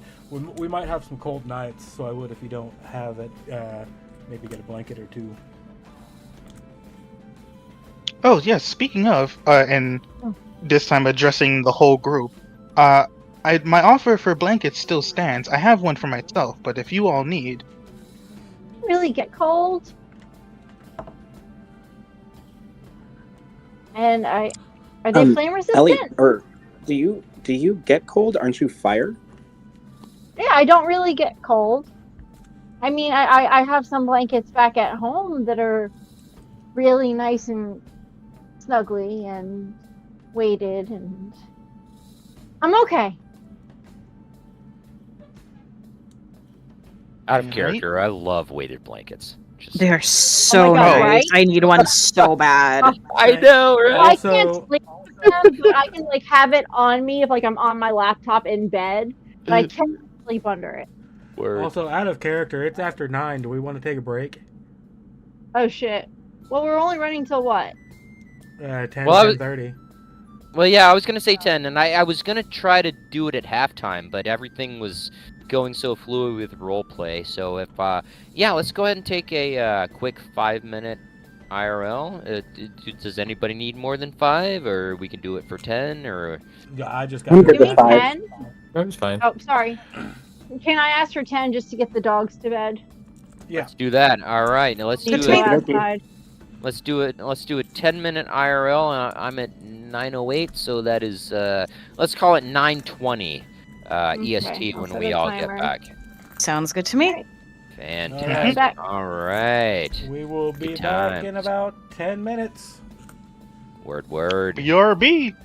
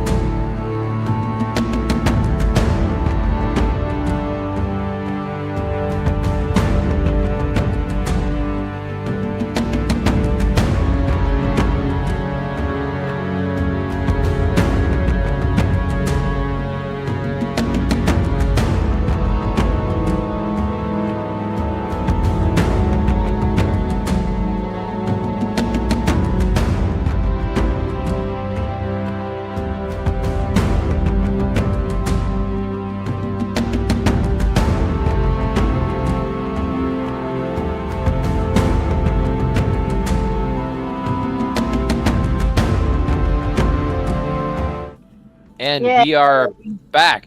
Thank you all for sticking in for this very first session of Curse of Strahd. And I'm happy to see you all here. And be sure to check out Legends and Lorekeepers. I'm sure there'll be some sort of availability to join that Discord. There may be links or comments. I'm not sure how all of this works. I'm completely new to this whole live string. Go to thing. dsc.gg/legends and lorekeepers. There it is. Ampersand for and. Ampersand for Not and. the word. Mm-hmm. Yeah. But Made yeah, that mistake. yeah. Let's keep this server growing. It's growing exponentially every day, and this is only one campaign that's going on here on Legends and Lorekeepers, I and think we've got like out- 5 or 6 total. I think that's accurate. And from what I understand, there may be one-shots coming up. And if you are a DM, DMs are in short supply, and players are in large supply. So Mhm. let's keep this whole situation growing. Are we all back? I'm not Yeah. sure if we all. Yep. Okay.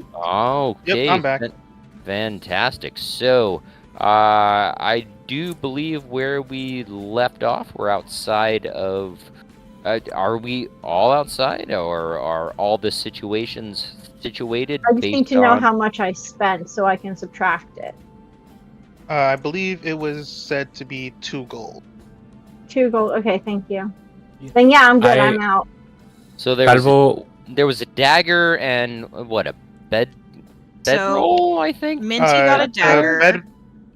The dagger was 1 gold, and I believe the bedroll and tent was 2. And rations. Hmm. Oh, and rations. Okay. Garva would try to sell his short sword. And with that, she's gonna, as you take a step up, and she takes a look at it, and she's like, "Oh, yeah, I don't know. I suppose I got some room. Tell you what, I'll give you." Once again, spits off to the side, and give you,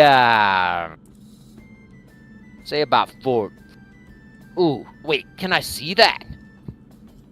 Absolutely. Mira, here. Look, take a look. Look at this fine craftsmanship right here. And the pommel, exquisite detail. So shiny. Yeah. Dime a fucking dozen. Tell you what, I'll give you 4 gold for it. Ooh. That's 4 more gold than I came in here with, but I appreciate that. Your hair is looking quite lustrous, by the way, and the shadow really complements your jawline. Give me a Oh, persuasion check, please.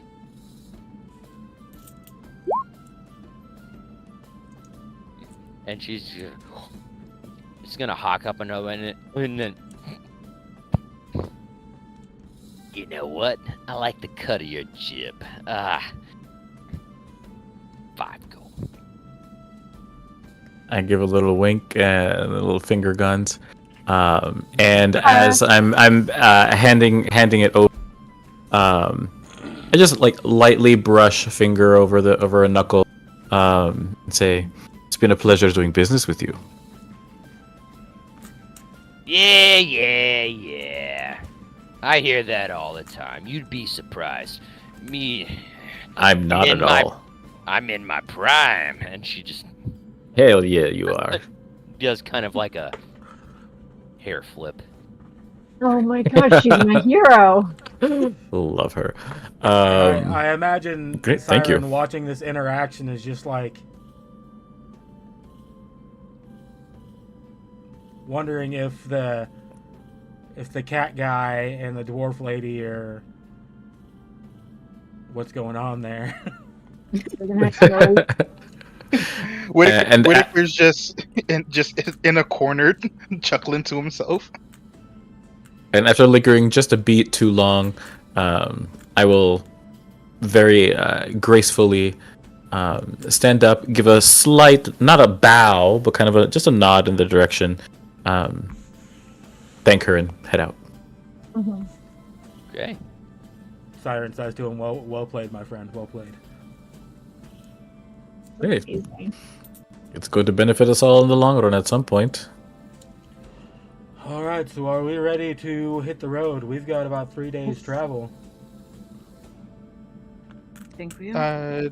I believe I've got everything I needed. The sooner we Miss get Misty. started, the more road we can hit before nightfall. Time we can spend getting to know each other. Sai, Oh. that's so right. Ella, do you need help carrying the older bedroll that you had? That I noticed that you bought a new one. Sai, I'd be happy to help carry it for you. No, you don't have to do that. Oh, it would be my Really went pleasure. Over the top, overly humble. You can tell that like you've caught her between like her privilege of wanting to say yes, oh my god, carry it, and I'm not doing that right now. I can do this myself. So I think she's just gonna like toss the old bedroll at Sai awkwardly. It's fine, it's fine. He's got it. Yeah. Puts it back on his Very back. well. As it was actually his bedroll anyways, he just was letting her use it. Yeah. Because Yeah. And she can't like give away his stuff.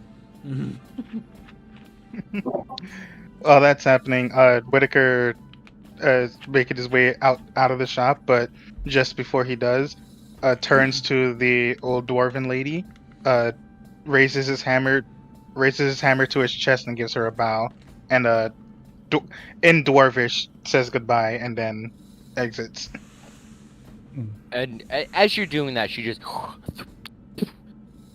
does a final spit and begrudgingly stands up off the stool and then just looks at you and gives slight nods. Anytime you're around, friend. Always. Right, so you all Yes. exit the establishment, and you are now on the streets of Neverwinter.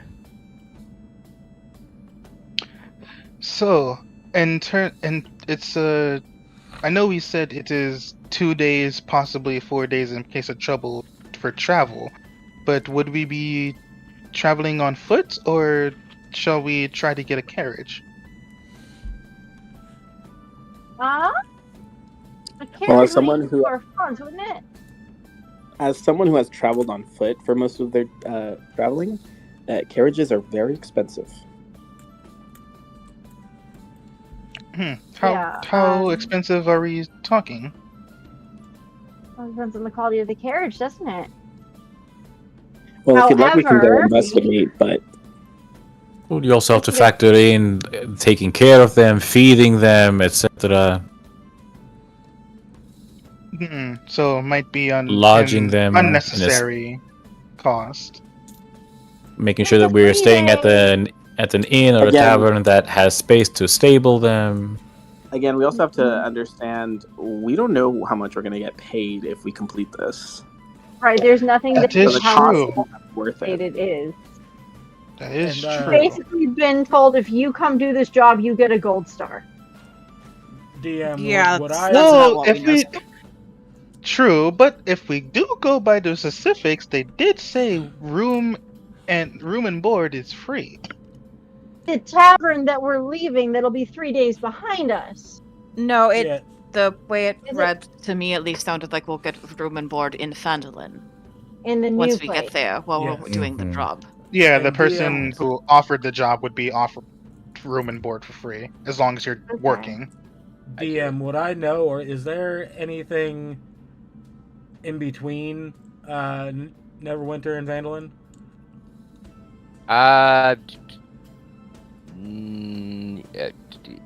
You know that the trek down the high road towards Vandalin, there are no other reasonable. There's no. Yeah, there's nothing. Yeah. I think it's our best bet be to travel on foot. If we rent carriages, then we have to worry about keeping stuff alive, and that makes us a bigger target. If we maybe even try to get a little side gig,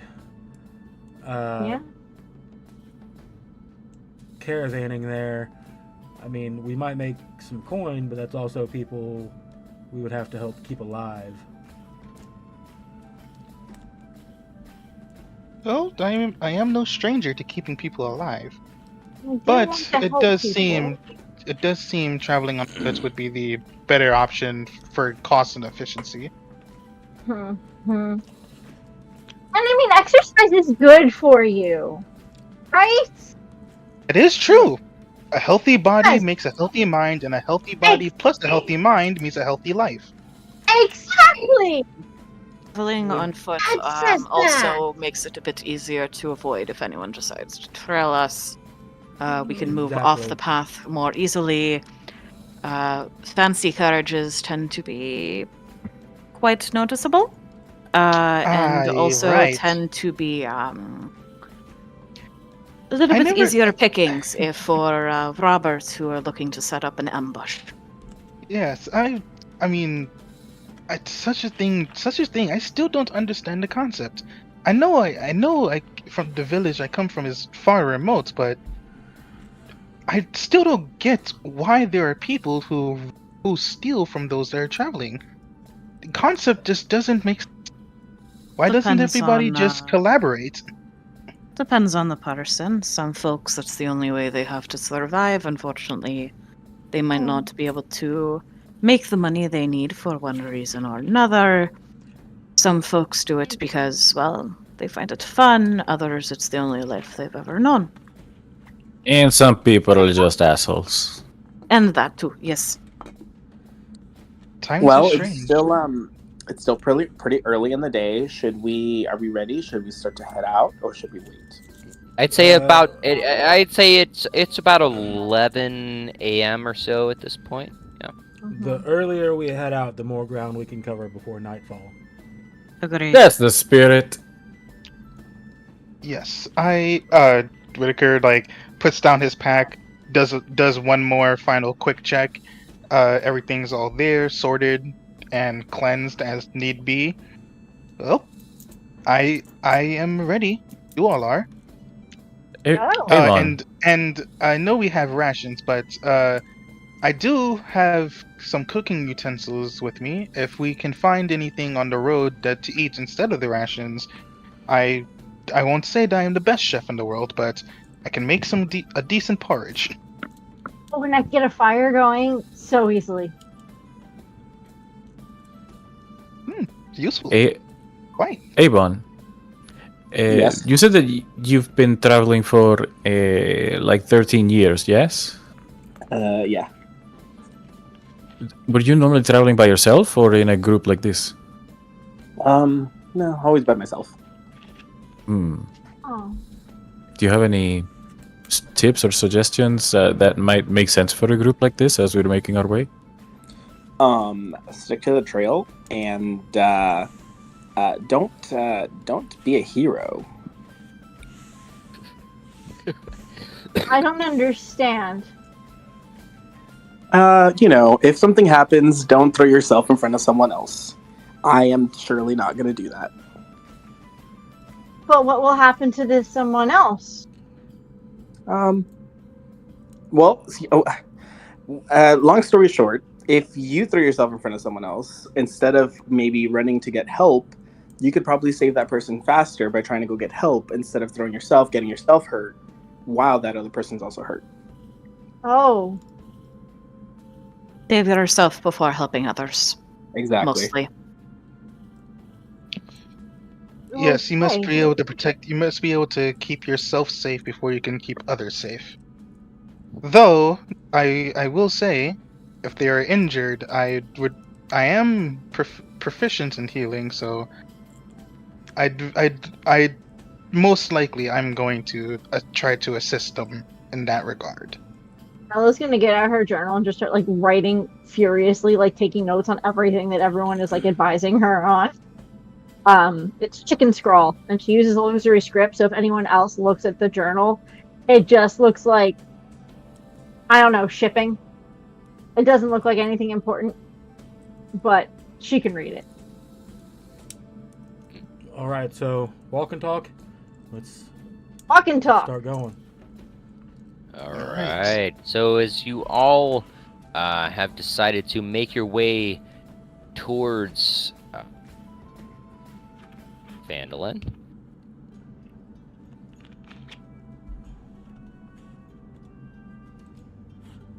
you are all hopefully, yes, at this point just directly outside of Neverwinter, and as the day progresses, you're making your way down the high road towards Vandalin. A few hours pass, and conversation can be had. Road games does everybody else play? I'm not quite good at games. In my village, we were more of a work-oriented. We have crafted games for others, but I haven't played them myself. But I have heard of Dragon Chess. It's been something I've wanted to try. I'm not very good at that.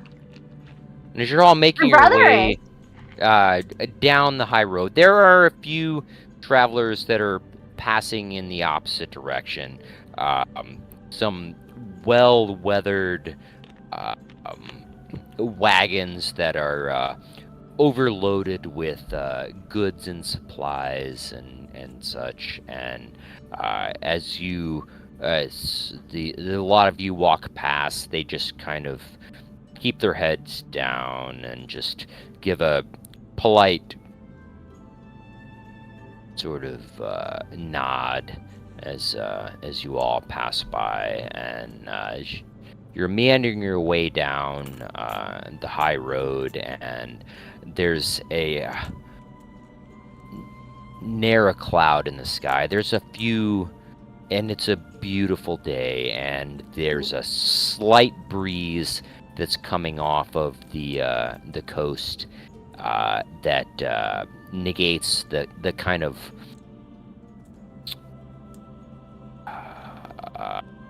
humid air that's coming off of the Neverwinter wood, and it just the collation of all that together is just very comforting, as you all are all just having a good stroll. Could I notice any animals or anything around? Anything that can be hunted? Give me a perception check, please.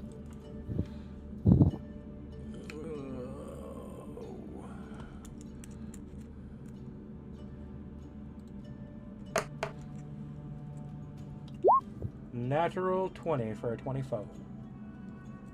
They're just the outskirts of the Neverwinter wood are there, but there are some woodland creatures that are a little bit more adventurous than they should be. And as you are all walking along, you notice there's a tiny little squirrel that just comes up and runs over and just stops for a moment as you're all walking by and just kind of like sniffing around, but then stops and turns around and runs off the other direction.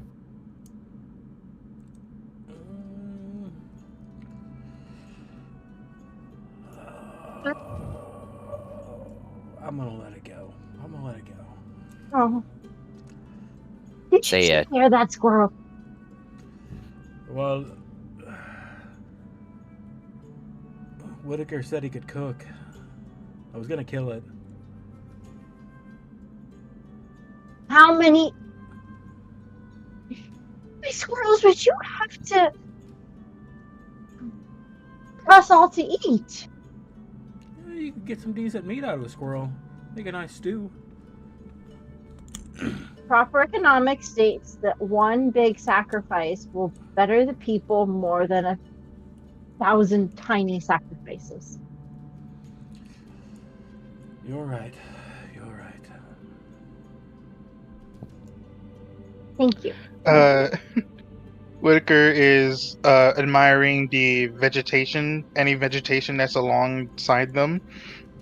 And both just for because he naturally does enjoy walking through nature, but also because he's keeping an eye out to see if he can find any plants or herbs that can be used for medicinal purposes. All right. Going to give him Some a of those herbs perception. Maggie had. Yeah, perception check, please. As you are just casually walking along, looking along the side of the high road here. Okay. And there's conversation that's going on, and you kind of go off into your own mind, and then you notice just off to the side of the road there's a small bloom of wild onions that are cropping up. I mean, they're just off to the side of the high road here, and this is a fairly well-traveled route, and they look usable, maybe, in your eyes. In that case, it's like a small bundle, you would say? Sure. In that case, Whitaker is going to, assuming that the bundle is of 3, he's going to pick 2 out of them and leave 1 so that for possible regrowth. Right. And just store those in his bag.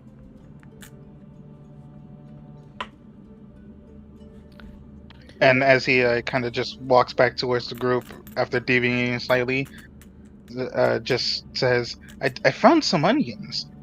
If we could get some solid meat and a few spices here and there, could make for a mighty good stew." Some onions with maybe some rabbit and some potatoes. So wait, you Well, want me you'd have kill to a find the squirrel, potatoes. but a rabbit is okay? Rabbit has more meat on him than a squirrel. I've seen There were some fat squirrels? Tried to kill a squirrel. So, Or innocent did you squirrel. have the opportunity? Apparently Yes. not, because he failed. Oh, that's a bit You do have a harsh. habit of failing to kill cute little innocent things, don't you? Yeah, at times. As you're all making your way down the high road, with the direction of Siren, who is more familiar with where the location of Phandalin is. The sun begins to set, and you all make your way to about this point here, and it's getting dark, and it's been a while, and you all are starting to feel Like,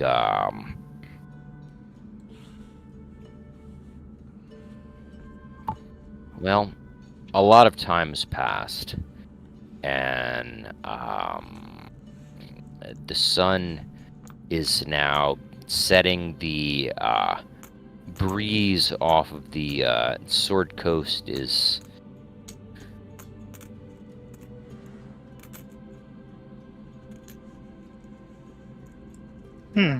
Sun's getting believe- kind of low. Should we I set up believe we camp? should probably find a place. Yeah, find a place to hunker down for the evening. Probably off the road a little bit. Good idea. Make it easier to keep an eye out on anything coming up the road after us, so in case something not quite so savory is out there. Whitaker's gonna kind of walk around, glancing, seeing if he could find a decent spot that's like relatively flat, not too much foliage, but enough to keep cover. give me a survival check, please. Survival check coming your way. Can I assist him? Ooh, that's a 19. No assistance needed. Cool. Nice. So, with that, Whitaker, and I'm sorry, who was attempting to assist on this? Siren. All right, Siren. Whitaker just kind of just stops for a moment and says, "Hold on, let me check this out," and then walks a few feet off the trail, and then looks over at you, Siren, and says, "I don't mind some help." And with that, you're able to just get I'd say about maybe 50 or 60 foot off the road, and Whitaker, you're able to find a spot that seems to be obscured from the main path of the high road there, and it seems like a suitable location to maybe hunker down for the evening. So Siren, I think we have found a good spot. Decent Yes. visibility. Anyone passing by on the main road wouldn't be able to see us. No, yeah. Or looks at like as least good a place not as unless they were any. looking. Ah, Looks like All as right, good a place as any. uh, Start setting up. yep. And Whitaker immediately just like goes looking for like loose dry twigs and leaves to get a campfire going. Okay. Oh, and Can I also help? stones. Can I help? Oh I shit. wouldn't mind the company. I'm gonna rush off and help Whitaker. And while Minty they're and doing that, Whitaker- I'll start setting up tents and. Yeah, I'm gonna help set up the camp with Cyrus. Or And Siren. Minty as well, they and Whitaker probably have a kind of routine they've fallen into of Whitaker locating stuff for the fire and also doing any like last minute look around for like any sort of forage around the campsite while Minty's been setting up the tent and figuring out the best place for the campfire for the night. Mm-hmm. Give me 1 second. Let me see if I. I'm gonna try to do a cool thing. I think it might work.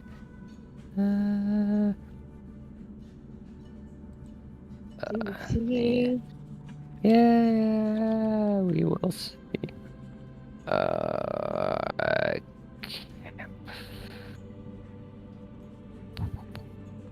Do that. All right. Let me see if this works. Ooh. Ooh, Ooh. love it. It looks so funny seeing so many like profile images and then there's just a headshot. Just looking down. So who's got a headshot? Oh, I think that worked. Did I do stuff? yeah, Yeah, you did the the stuff. map- You did yeah. things. The map I did. changed. It shows our tokens and a campfire. Word.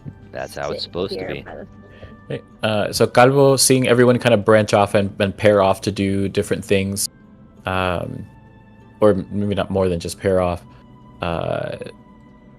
Various tasks seem to have been claimed. Kind of looks around. Not really good at gathering firewood. Not really good at assembling a tent. Doesn't even have a bedroll.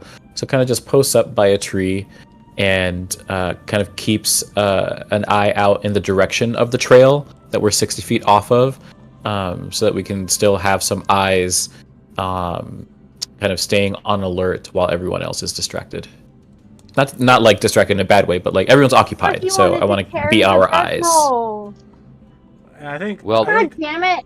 I think It's been- Siren would clock that. Calvo basically has nothing on him, Oh my- and walk up It's your and bedroll. take his bedroll off of his pack that's sitting over by him and Ella's tent area, and take it over to Calvo. Like, here, buddy, you might need this. And with a slight drop of the shoulders, kind of humbly just nods in acknowledgement and takes it wordlessly. Still keeping an eye out. Okay, so I'm gonna like play this as like a watch situation. Are any of you like really tuckered out, or who's? I mean, the campfire is sufficiently campfired, so. If we're doing watches, can I take first watch? Because I think Ella's just too excited to sleep. Whitaker will offer to take first watch, but if anybody else would prefer to do it, he'll step aside for them. I'm happy to have you all join me. That's kind of what I was hoping to be able to do while either while or I guess after folks are doing their tasks. Well, I imagine we would all be sitting around the campfire at the moment, right? People That's- getting ready for bed. That's reason. Yeah, that's reasonable. Nobody's gone to bed yet, and the campfire has been sufficiently set, and you all are just conversating at the moment. Well, I don't need a full 8 hours. I don't really sleep. So, I mean, I can take watch. Avon speaks up and says I would be very happy to take last watch. That way I can be up in the morning and, play my flute a little bit like I normally do. Smart. And we can wake up to music. I would, taking last watch would be Like home. nice. In fact, yes, I shall Ellen join you never on the last needed. watch. I can get some cleansing and some foraging done while we wait for everyone else to wake up. Okay, so what are the orders of who's watching when? I mean, I can take first watch.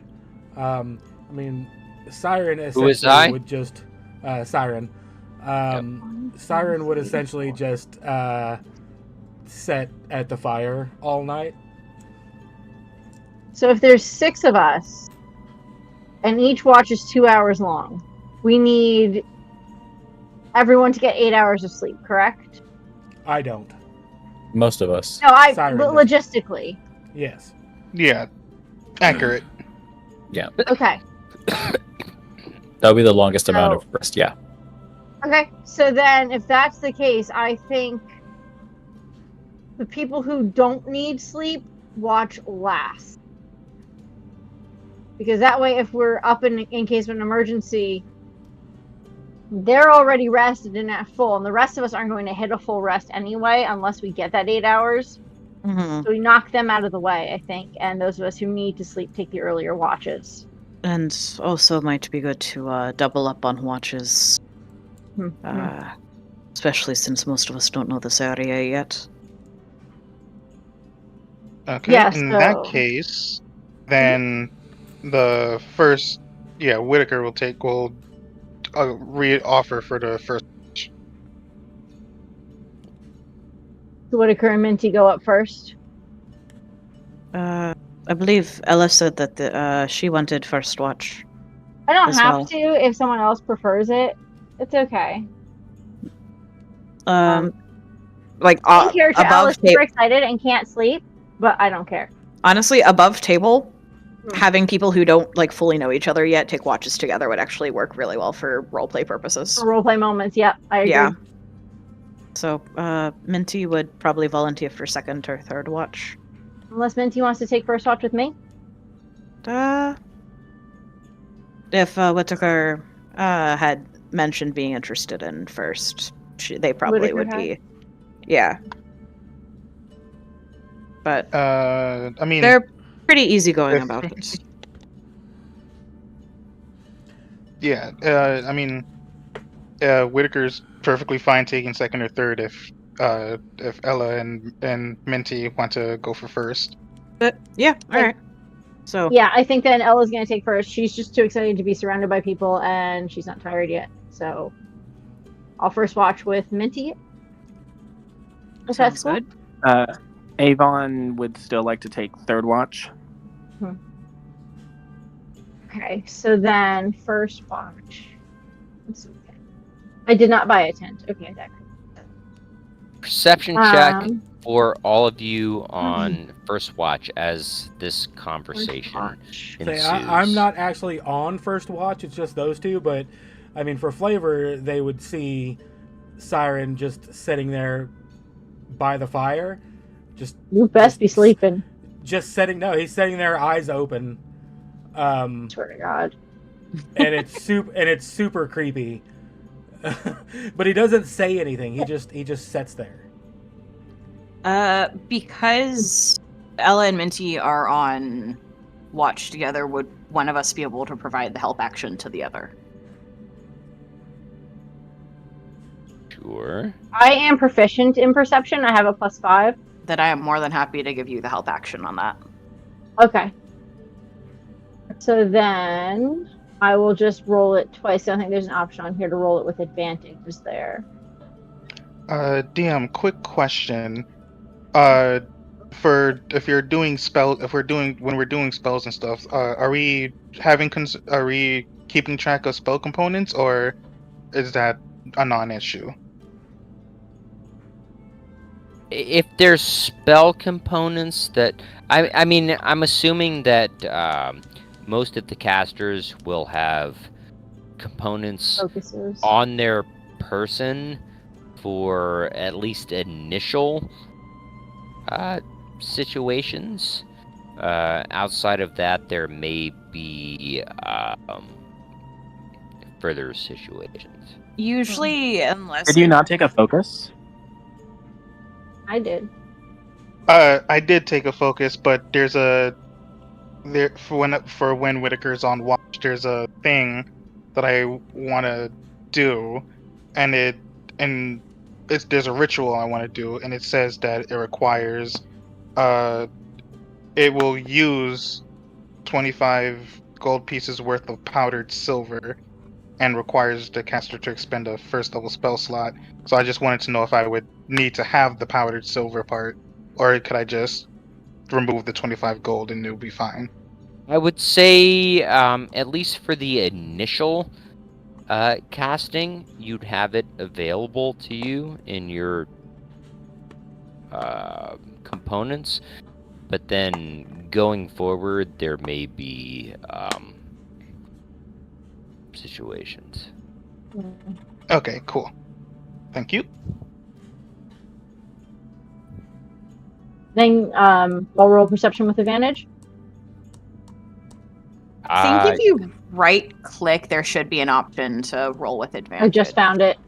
Either at advantage, or each of you could roll. Whoever is taking first watch, one of you can roll at advantage, or you can each roll individually. I'm happy to give Ella advantage on this. Thank you. I appreciate it. Mhm. See what I get.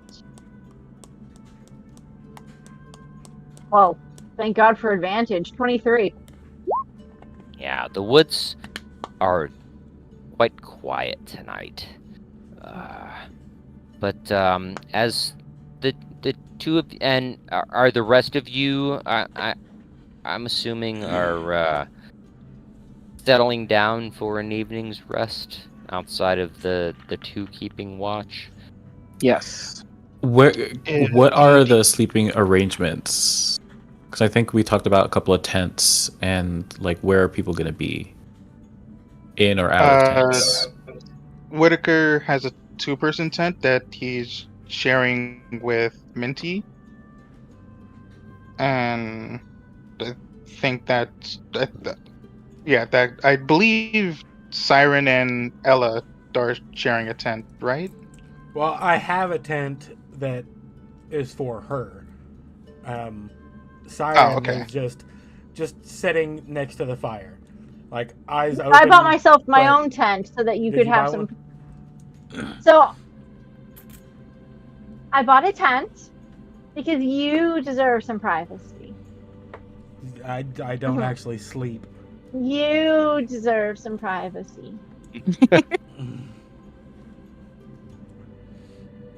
Thanks. But yeah, so Siren, Ella, Minty, and Whitaker are covered. I think it's only So second watch is Whitaker. Third watch was Avon. Yes. And who's fourth? I believe Ava? that's I think when Siren was planning to take watch. Siren's Yeah. fourth. Well, as the lot of you decide to settle off in your own situations, the two of you that are keeping watch, you can hear just kind of, and it's, the sun is now slowly setting. It's getting into early evening, but you've all traveled a pretty good ways, and the tired is setting in. And as you all set up camp there, the two of you that are keeping watch, you can hear, and since you set up camp a little bit off the high road there, there's just the occasional kind of clomp of horse hooves that go by, and you just glance up and you can just see it's just another not caravan, but just a folks that are making their way back and forth through this heavily traveled road. And as the two of you are sitting next to this campfire, you just are engaged in a conversation, and but actually give me a perception check between the two of you that are on your first watch. Didn't we do another one, or? Oh no, I'm sorry. It was at Ella and I rolled Ella with and advantage Minty. and I got a 23. 23. There is a, and as you're just having a casual conversation, there's a mist that begins to creep across the campsite. It's just slow rolling sort of fog and then it just dissipates.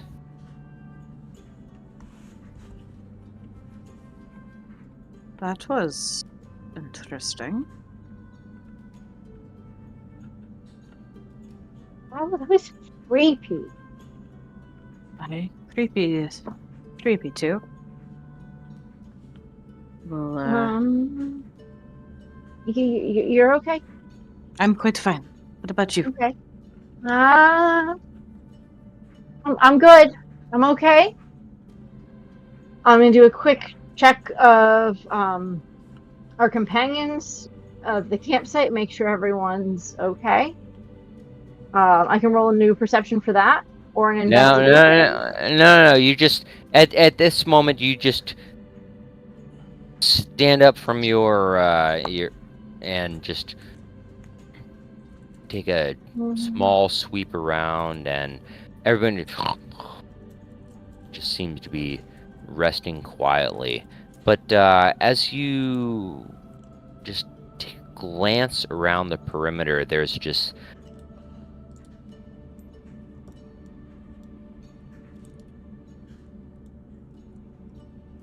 mist that is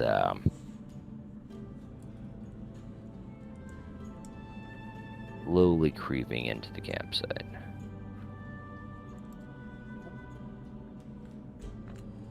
Quite a bit of mist tonight. Is this normal? I've never slept outside. I mean, it depends on where you are, but I haven't seen it this year before, at least. Don't believe Whitaker and I encountered much on our way to Neverwinter. I slept outside once. In that tent on that mat. But it was nice out. This is bad vibes. DM Certainly. with Century's Rest, would I notice the fog as well? Well, you're kind of like on a It says when I take a long rest, I must spend at least 6 hours in an inactive, motionless state rather than sleeping. In this state, you appear inert, but it doesn't render you unconscious. You can still hear and see as normal. Did you go into a tent, or were you just like hanging out? Yeah, I'm just kind of sitting in my tent. Okay, well, if you're in tent, then while the two of them are outside just shooting the shit, so to speak, this just and before where the air was just kind of like still and calm, it is still and calm, but there's almost a chill that takes over the breeze picks up just a little bit, and the campfire that you all have that is set up there begins to just sputter just a bit and almost goes out.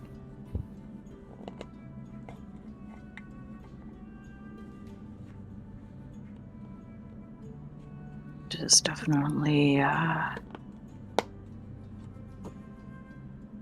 interesting. And they'll look over at Ella to see how they're reacting. Ella's gonna check on the fire and try to relight it. How so? Cantrip. is just produce flame and just like poke it as I'm producing flame. And You know, like when you flick your Zippo and it just doesn't Zippo. yes, I do. So yeah, so Yeah, that yeah. kind of like, come on, be a fire. Oh, it worked the Exactly. Yeah, first yeah. time. That's not fair. The one time that you need it not to. Uh, but that you just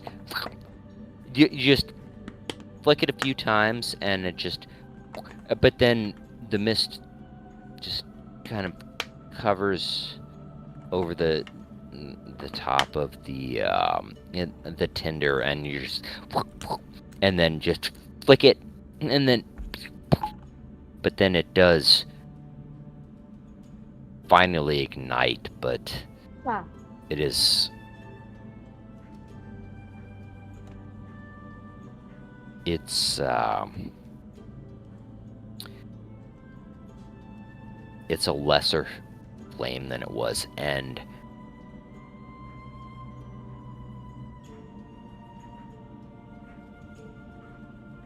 Okay.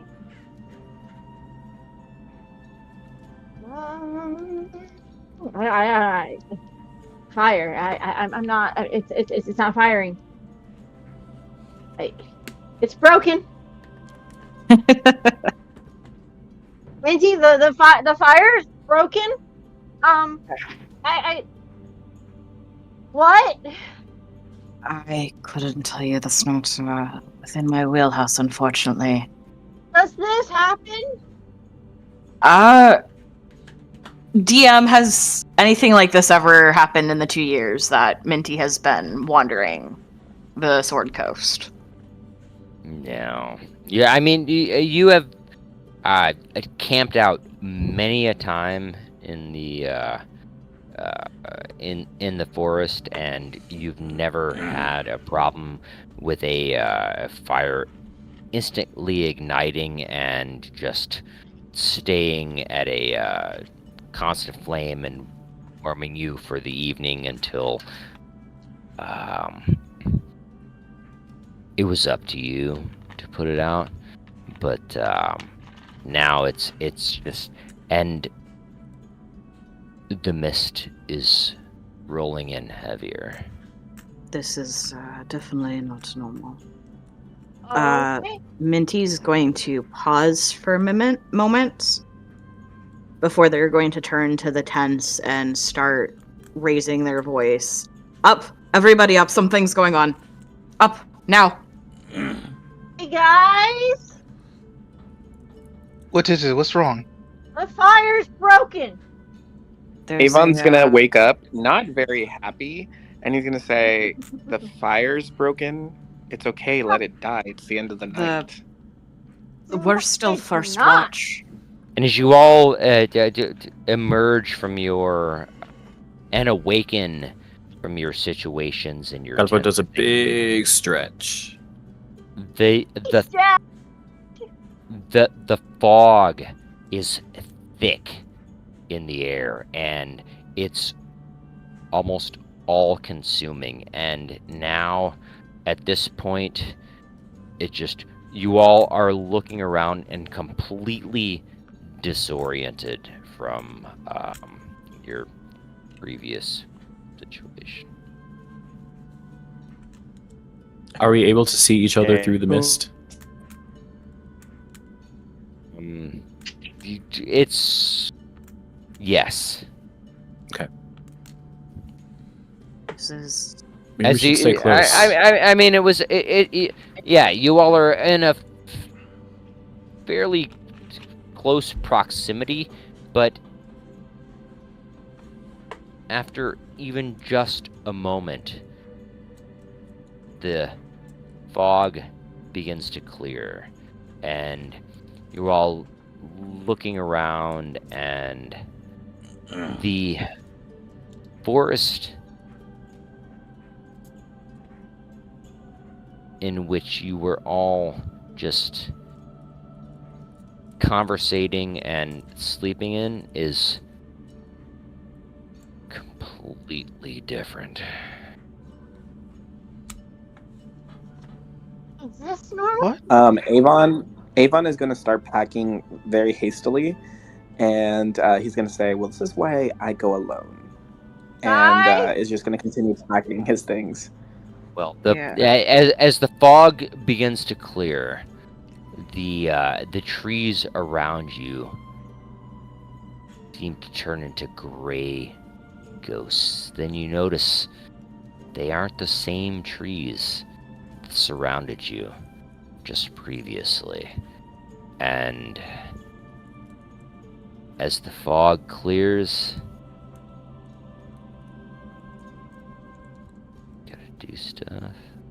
Now it's a good time. This is very... What in yeah. what in the grace of light and creation is going on? Thing good. I don't know, the map's loading. It's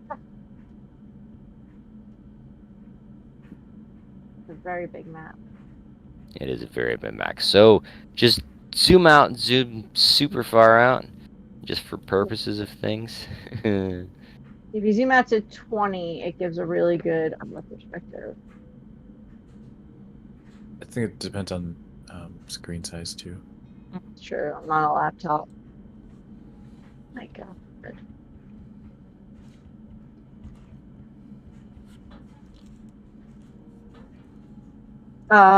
Guys, where are we?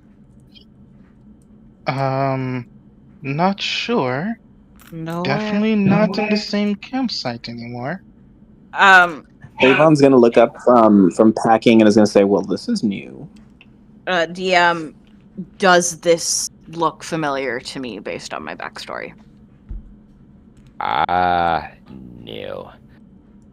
All of you are sufficiently confused, and especially those that just woke up. And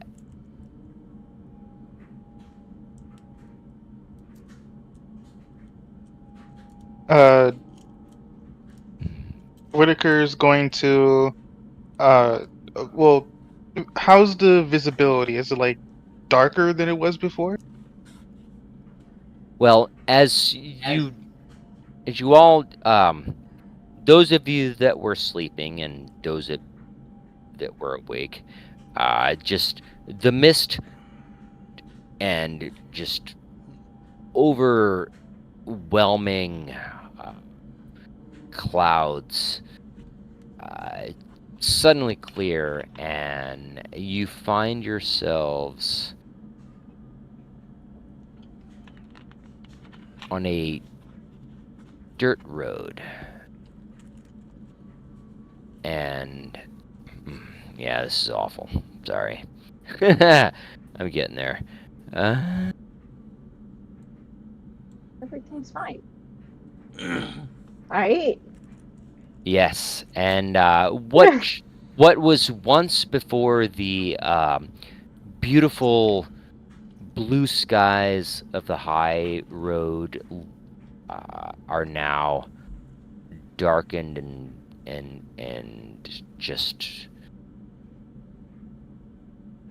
muddy. And as you all look up into the sky, there once where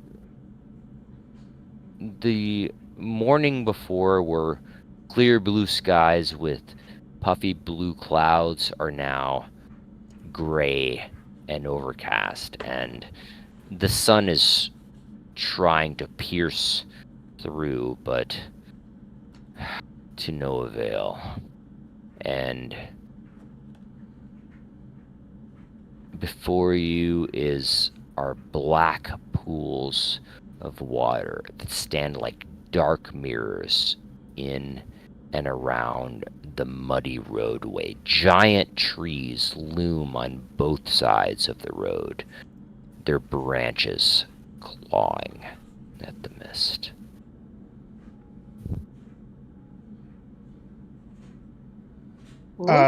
Dungeon Master, would based on Whitaker's backstory, would he feel some similarity to how the environment changed based on how it changed in his village before? Give me a history check, please.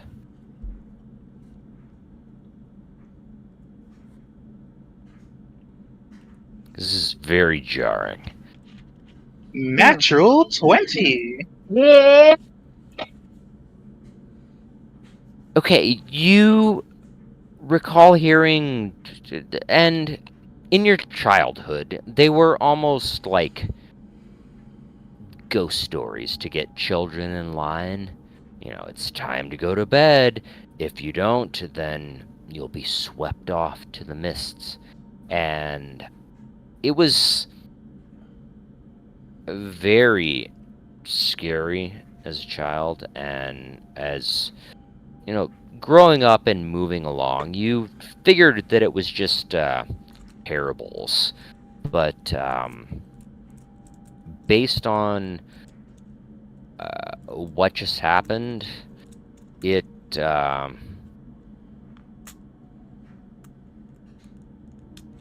takes on a much larger reality than you ever hoped for.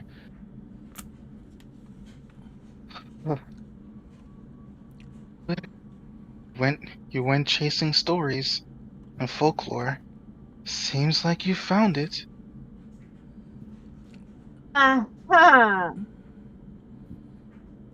Minty is Uh, swearing loudly and very inventively. These are new words. Avon is just gonna be like looking around the area and like look into one of the pools of water. And Calvo is also taking a kind of defensive posture.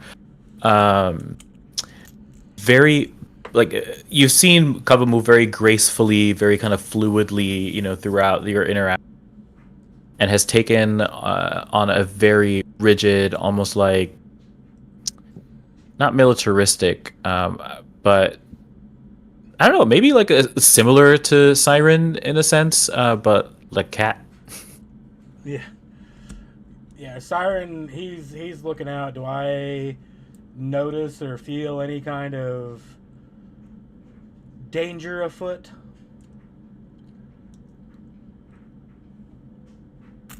Okay, well, Avon, I'm going to say,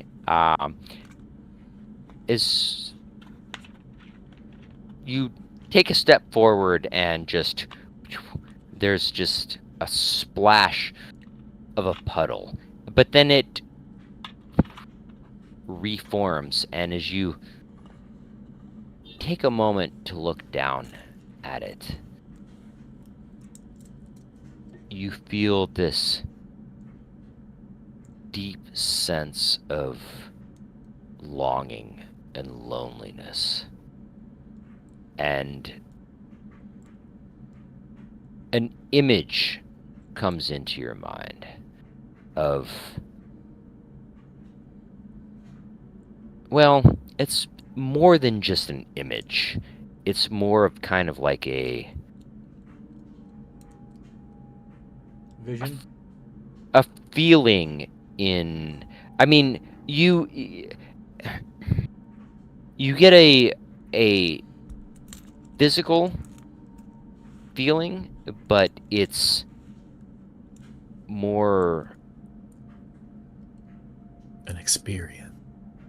it's an experience. Like a yes. physiological kind of. And you have this sudden sort of flash of a memory where you get a sudden bite into your shoulder, and it just, you can almost feel the pain of it, but it's in the back of your mind.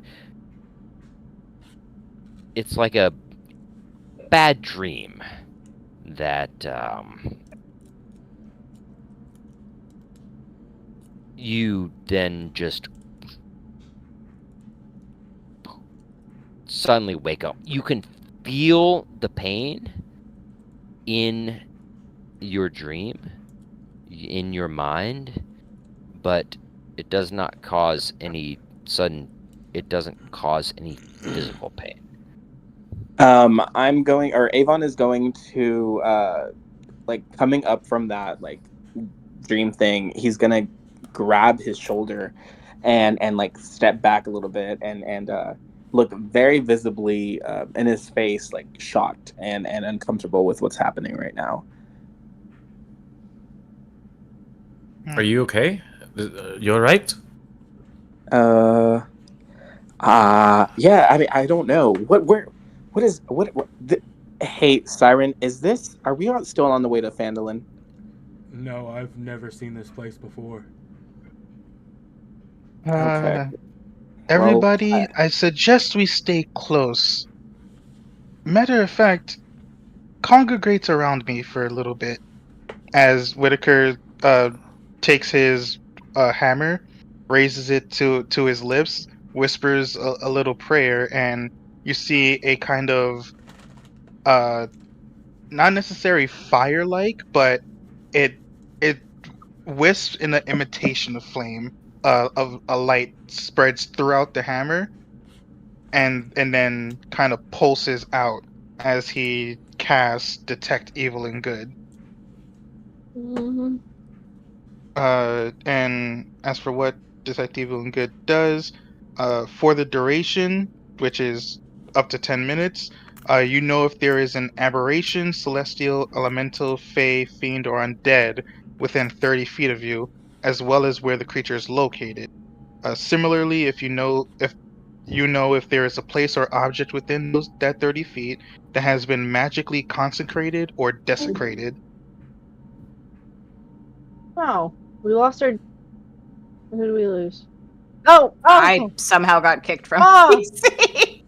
Mm-hmm. That was really scary. And okay, that translated into real. Like, oh shit, they got Minty. God damn it! I should have did this before.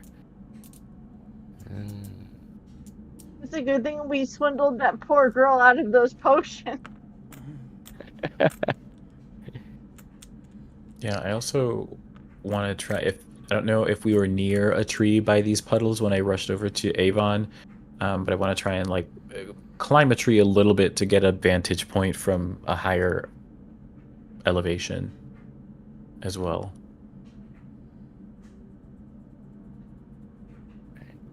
One sec. Sorry, I fucked this all up. On time check, it's about 10:30. Yeah, I was gonna say, at this point, I think we are going to end this evening's session. That's a really scary place to edit. That's perfect cliffhanger. Hey, Perfect. and ending it on figuring out, yeah, cliffhanger. Yeah, Just no, when we perfect place to when we end. get when we get back, we'll see if we are in hell. Yeah, no, this is gonna be fun. Minty is not completely freaking out right now. Guys, Ella is like 3 seconds away from having a stroke. Ella is understandable. And Whitaker's straight up freaking out because this is a little too close to home.